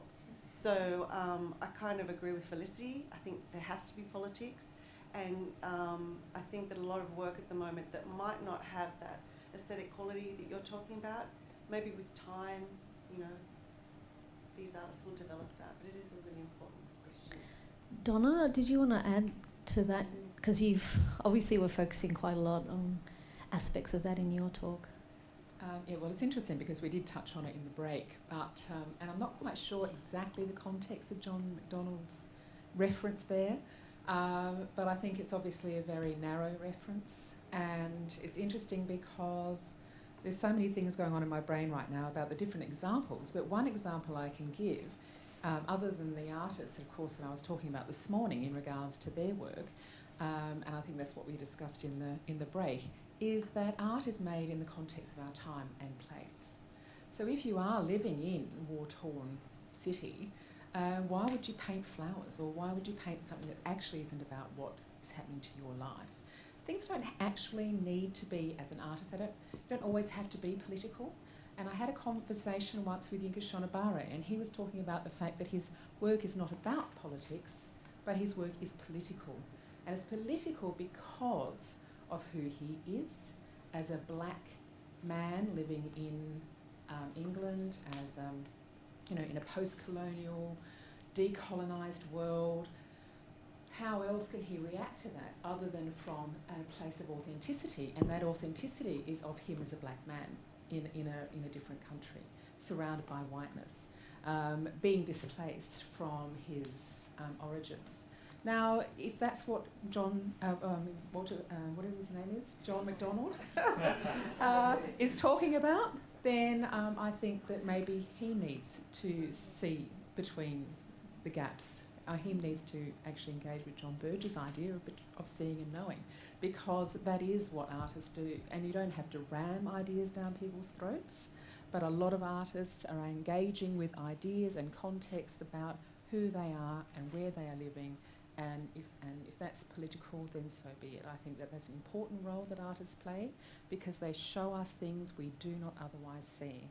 And I think that Yinka Shonobare does that in regards to understanding the displacement of, someone who was born in one country and grows up in another, but also of these artists that are experiencing war and displacement through political acts. So I think it is important. This is what artists do, and they draw our eyes to things that we don't understand. And I learnt a lot from that one exhibition in Munich, about the position of these artists in Beirut that I couldn't get from a news report. I tend to agree, but I think it's a curious thing, isn't it? I don't understand how any thinking artist could not sort of, put some kind of politics into their creations. I think that notion is very, very, I find it hard to fathom. Of course, if you're an artist who's creating something and you're not putting anything of yourself into it, then it's not, to my mind, truly art. Maybe it's just decoration. I don't know. But then there's also the skill of being somebody who's capable of, sort of having that kind of input as well. So there's a learning in that. And as long as there's a learning, there's a thinking. And as long as there's a thinking, there's some kind of politics.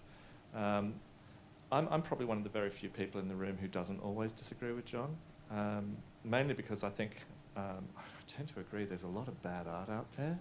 And the bad art is usually some of the stuff that tends to think it's really good and self-referential. Look, I'm not going to cite anything because the people may be in the room. I don't know. But there's some really, really awful stuff out there that even claims to be political and really doesn't have any sense of what its skill is in communication.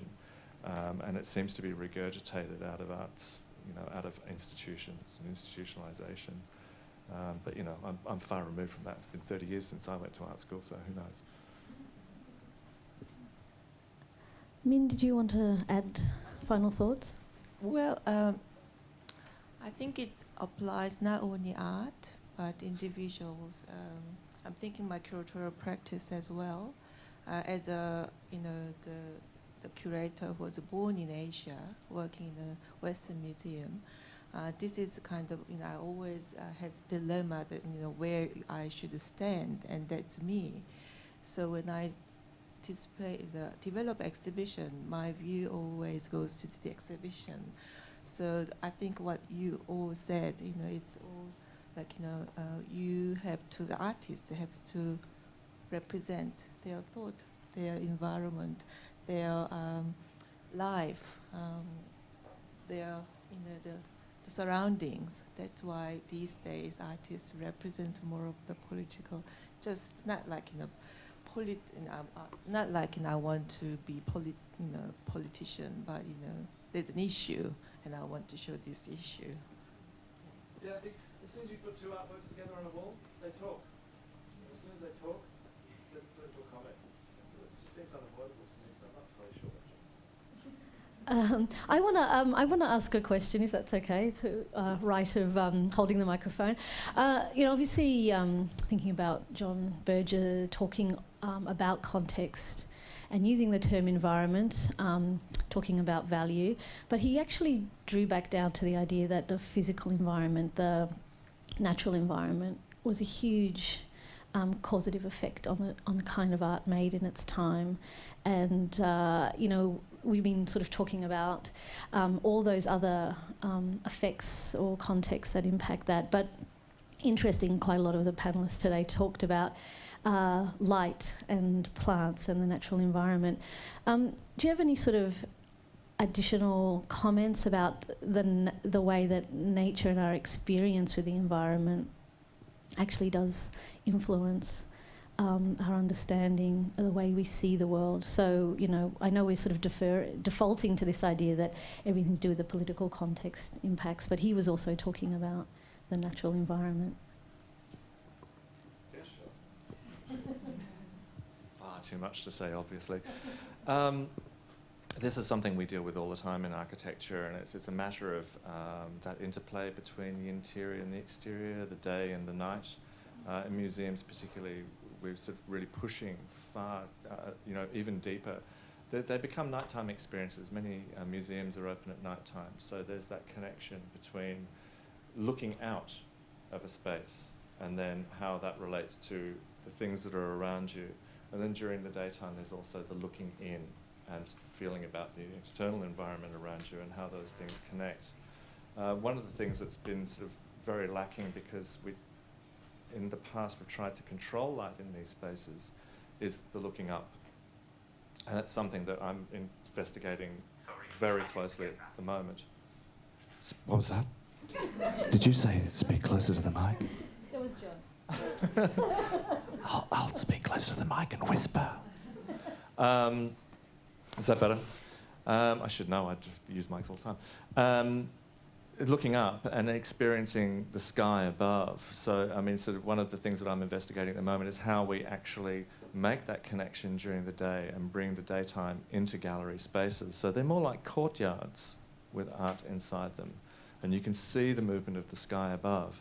But then at the same time, you can also, you can keep your conservation levels inside the space so that things are not being damaged, and you can actually control light at one portion of a space at 50 lux and another portion of a space at 200 lux, all within the same space, and then perhaps at the end of a gallery have a projection that you can see while looking up and seeing the sun move across the sky. So all of these things are really possible, and if you start to think about that, then of course what happens is at night time you open the sky up to the nightscape. You see in the centre of Sydney, you see clouds moving across the sky as lit by the city itself.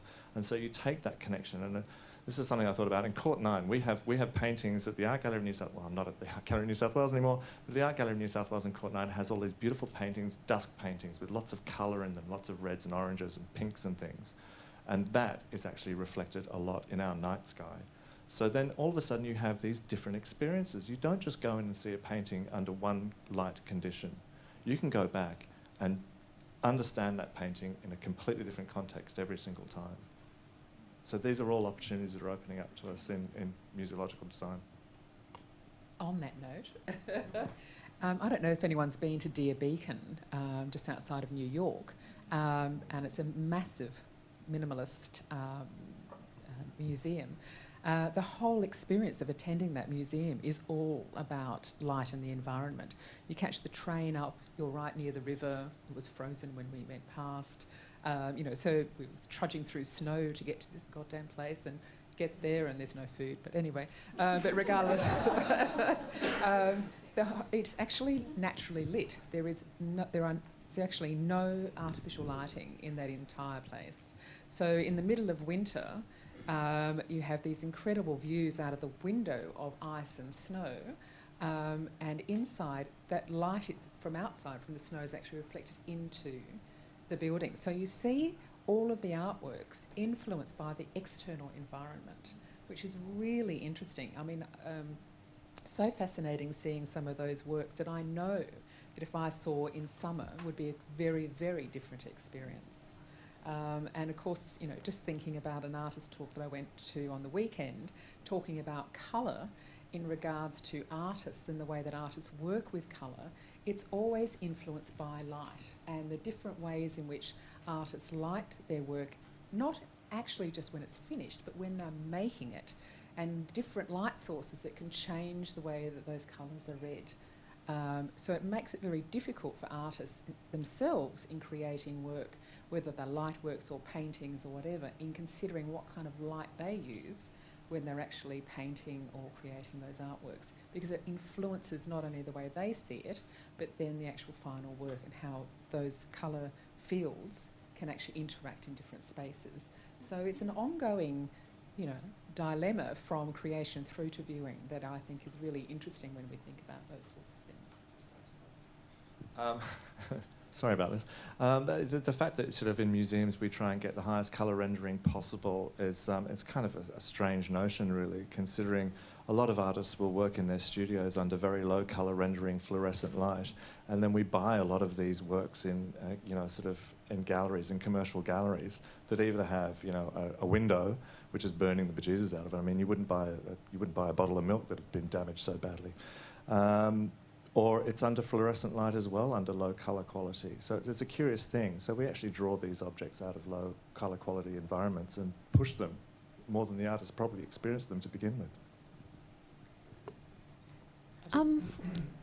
Kylie, did you have a question? Yeah, I've got a question to anyone on the panel, really, about photography, and I guess the interest I have is around social media and Instagram and the visual and the screen and the democratisation of that process that social media has brought to the public realm.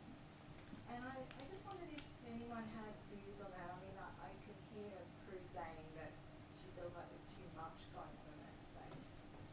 But I just wondered if, because the kind of research I do is around meaning making, and I'm interested in how that happens with visual images, particularly on Instagram, whether you feel like that social media avenues like Instagram contribute positively to that, to the topic of seeing, knowing, or meaning making, or do you think there's something else going on that's a bit dark?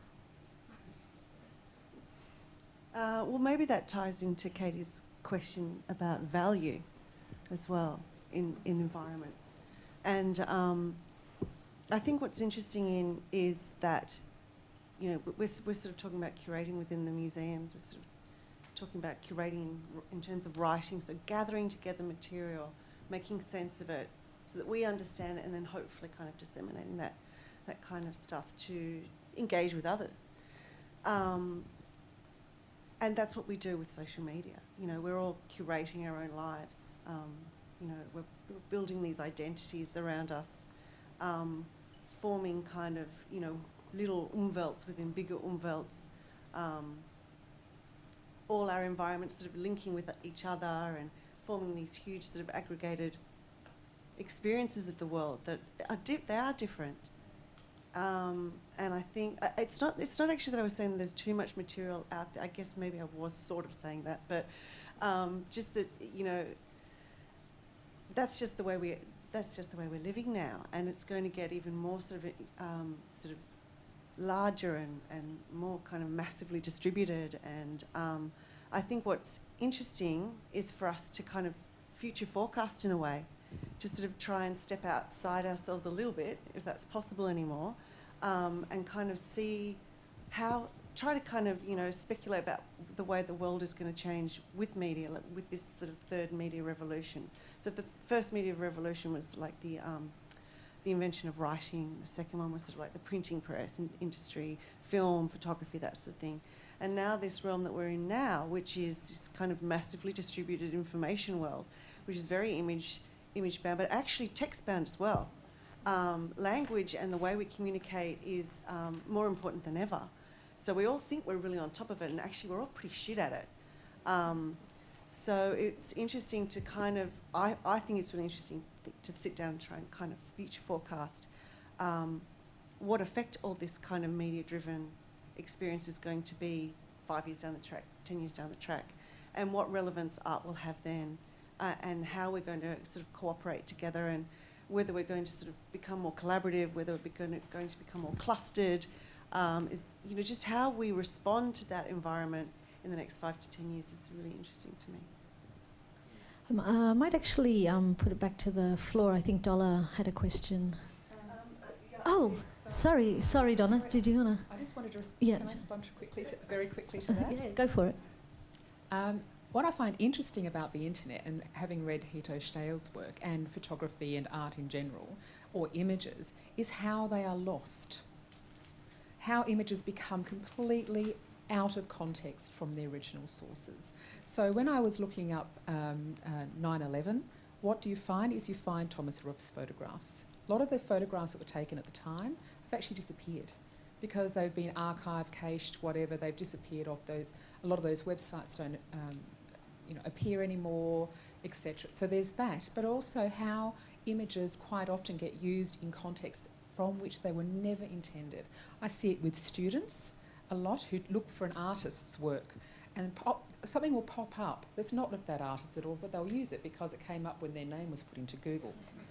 And you think, no, actually, that is not so-and-so, that's actually whatever.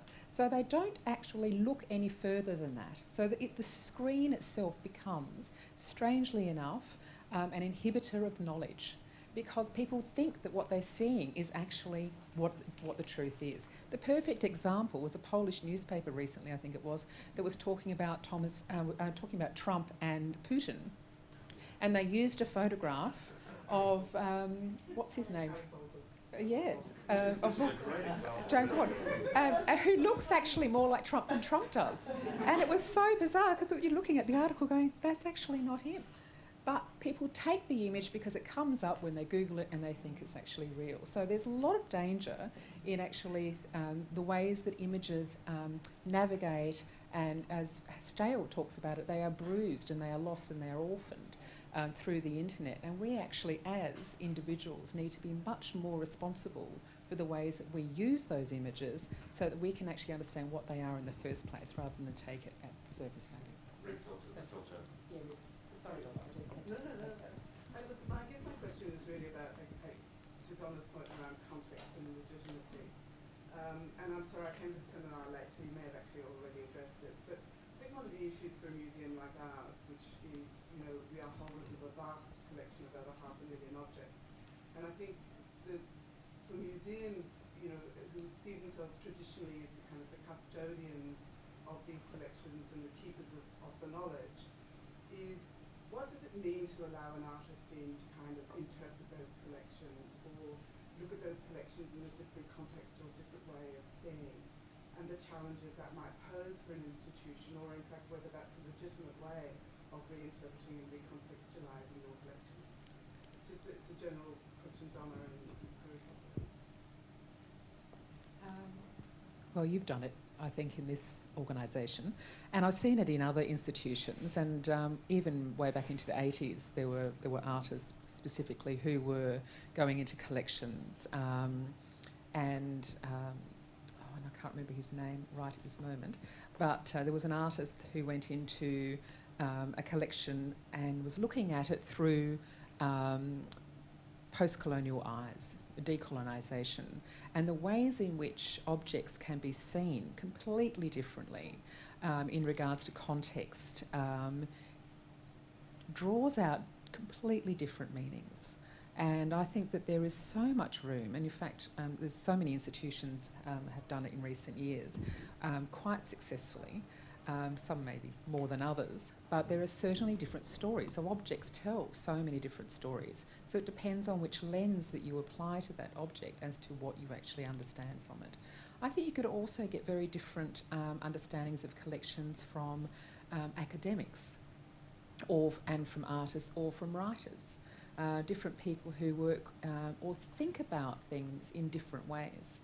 And it's really not necessarily about the objects sometimes, it's the space between them, the spaces around them that people can see in very different ways, how to think about, how to communicate what that object could be about, but also I think take our eyes away from the object sometimes to think about it, about the context of its making, and various other kind of ways of seeing these things. So I think there's a lot to be learned, certainly from different interactions, I think.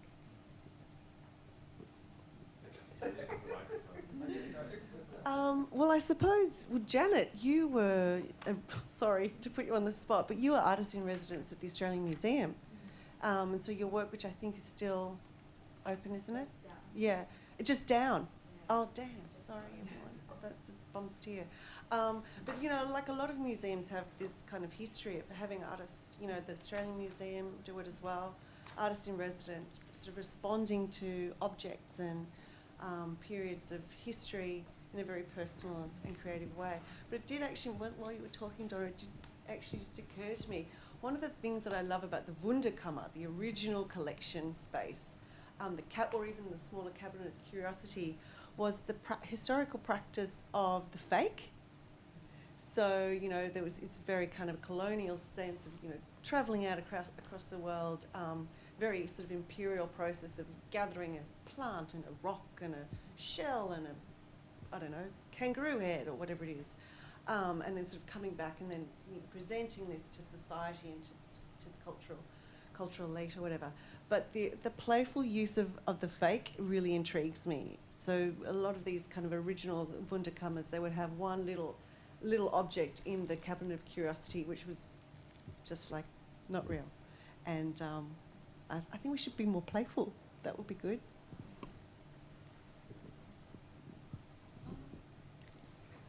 You have, okay, that's fine. Would anyone else? Roger in the back there. Not really quite sure what I'm asking, but I just wondered, is seeing and knowing essentially an aesthetic experience, or because I feel that that's what we've kind of framed the discussion today. No. That's how, and I Do we was just send- like, send them? you to respond to that. A lot of people don't have an aesthetic sensibility. If I could, Oh, that's true, you know. No, I think it's also physical.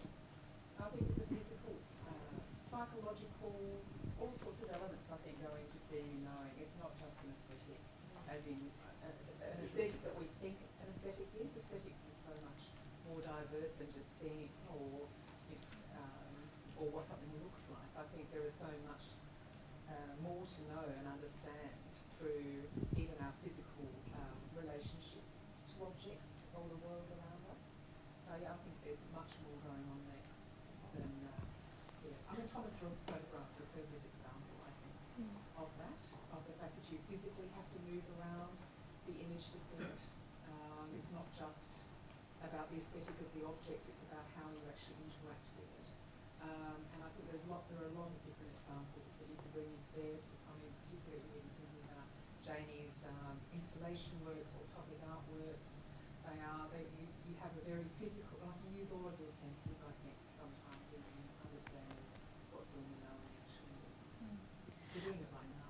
Yeah, I think it was sort of partly the beginning of the process of stopping to simply revere the object and actually try to understand, unpack the meaning, and so it went well beyond aesthetics.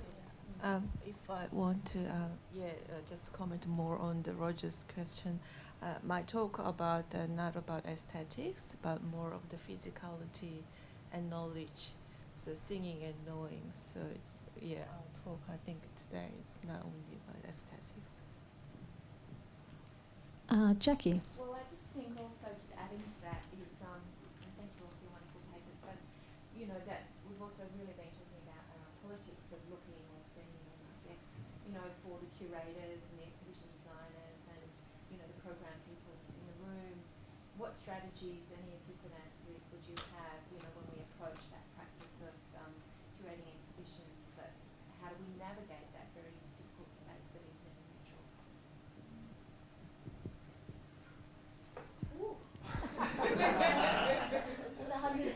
The $1 million question. That's the $1 million question. Can I just say something? It's not quite in answer to your question, to that question, Jackie, but just the idea of seeing and knowing. We sort of talk, I think you even mentioned object-oriented views of objects in the museum space, and it does make me wonder whether, because of the world that we're, the very sort of saturated, kind of media-focused realm that we're living in, and because, in a sense, John Berger was a kind of phenomenologist, in a sense that that his interest in kind of sensory experience and the body and the physicality of experiencing art and our relationship with art, and so now, in terms of theory, the experience of art is so much more than just the subject in front of the object. And I think most of the museums and most of the art exhibitions that we go to see now respond to a move away from those dyads, those kind of dualities. So you might go into an exhibition space and there'll be kind of reverberations under the floor, but sound. So to be able to access all the different sensory sort of capacities that we have, I think audiences are sort of craving that. I don't know what everyone thinks. Thanks, Jackie, for pulling a curvy one there. It's interesting because having just been away and being in Munich at the Haus der Kunst and thinking about that space as historically as a National Socialist space, going into that space and thinking about what used to be shown there was one thing. Seeing the post-war exhibition that Okwayne Wazor and various others curated there, before I then saw these two artists that I was talking about from Beirut, The experiences were completely different because in the post-war exhibition, from a curatorial point of view, there was so much in there that in fact it was basically like seeing everything on the internet. There was so many pictures, one after the other, after the other, after the other, that it became so overwhelming that in fact I could barely see what they were trying to do with that exhibition. It was very, very hard work. So, you can say, yes, what can we learn about this, seeing and knowing about what to do in exhibitions and the positive things you can do, but you can also learn what not to do. And I think there's sometimes you can be given too much information where in fact the viewer is not left with enough space and time to actually contemplate what it is they're looking at. And I find that in a lot of exhibitions there are either too many works, there are too many labels, there's too much information, there are too many things kind of colluding together to block your view, too many people, so many other things that actually impede what it is a curator is actually trying to achieve. And that is to convey what it is that the art is doing and what the art is doing in context with everything else that's in that room. So it's not just the object by itself, as you well know. So it's interesting when you think about then the experience that I had with Haji Thomas and Uragi's exhibition, which there was much more space, and I was the only person in that entire gallery, that I spent 2 hours in there looking and going back and forth between the works, reading the labels, which I often don't do, I'm sorry to say, but often don't do, which is very naughty. But and it wasn't until I actually had that experience and that time of watching videos and then looking back at the works that it made sense, that I could see through what the labels were talking about, what the works were. I was actually able to see through and understand. So it's not just about seeing then, it became about knowing. And it was that change in perspective that made that such an important exhibition for me, because I was able to then spend time even afterwards. The resonance of the exhibition stayed with me because I had that opportunity to spend time with it. And I think a lot of exhibitions you're forced to race around. You're almost made to, or forced to leave in a way, because there's just too much. You feel like you're having to keep moving instead of having time to actually sit and think. So there's lots of things we can learn, I think, from the different ways in which people learn and understand in those spaces. It's an open question, isn't it? Look, I generally agree with that. Being really interested in ambiguity in architecture, I feel the same way about exhibitions. For me, I like to be able to follow my own path, but I think there's also that expectation, especially in the exhibition as Labyrinth, where you're forced to follow a path and you're expected to go in a particular direction. There's a conversational direction where you're supposed to follow one idea to the next. I think that is really problematic for me, because I think we expect everybody to go into an exhibition and experience it as a whole, when maybe we don't need to. Maybe you should be allowed to just go and see 2 works in a room and then move on to the next room and then come away with it with your own interpretation of it. And that's that ambiguity again, in which I don't know what it is and I have to question how I'm interpreting something. So it's not about sort of questioning the interpretation of a label on the wall, but I like to come away sort of going, oh, hang on a minute. I'm actually questioning how I previously thought about what I thought about a work or a context or things like that. In which case, then you go back over and over again. Okay, I think I think we have to wrap up. So clearly there's a lot more to discuss and lots of ideas that need more interrogation. But I want to thank our panellists today for prompting many of those, and thank you very much to our organisers of the symposium today as well. Thank you.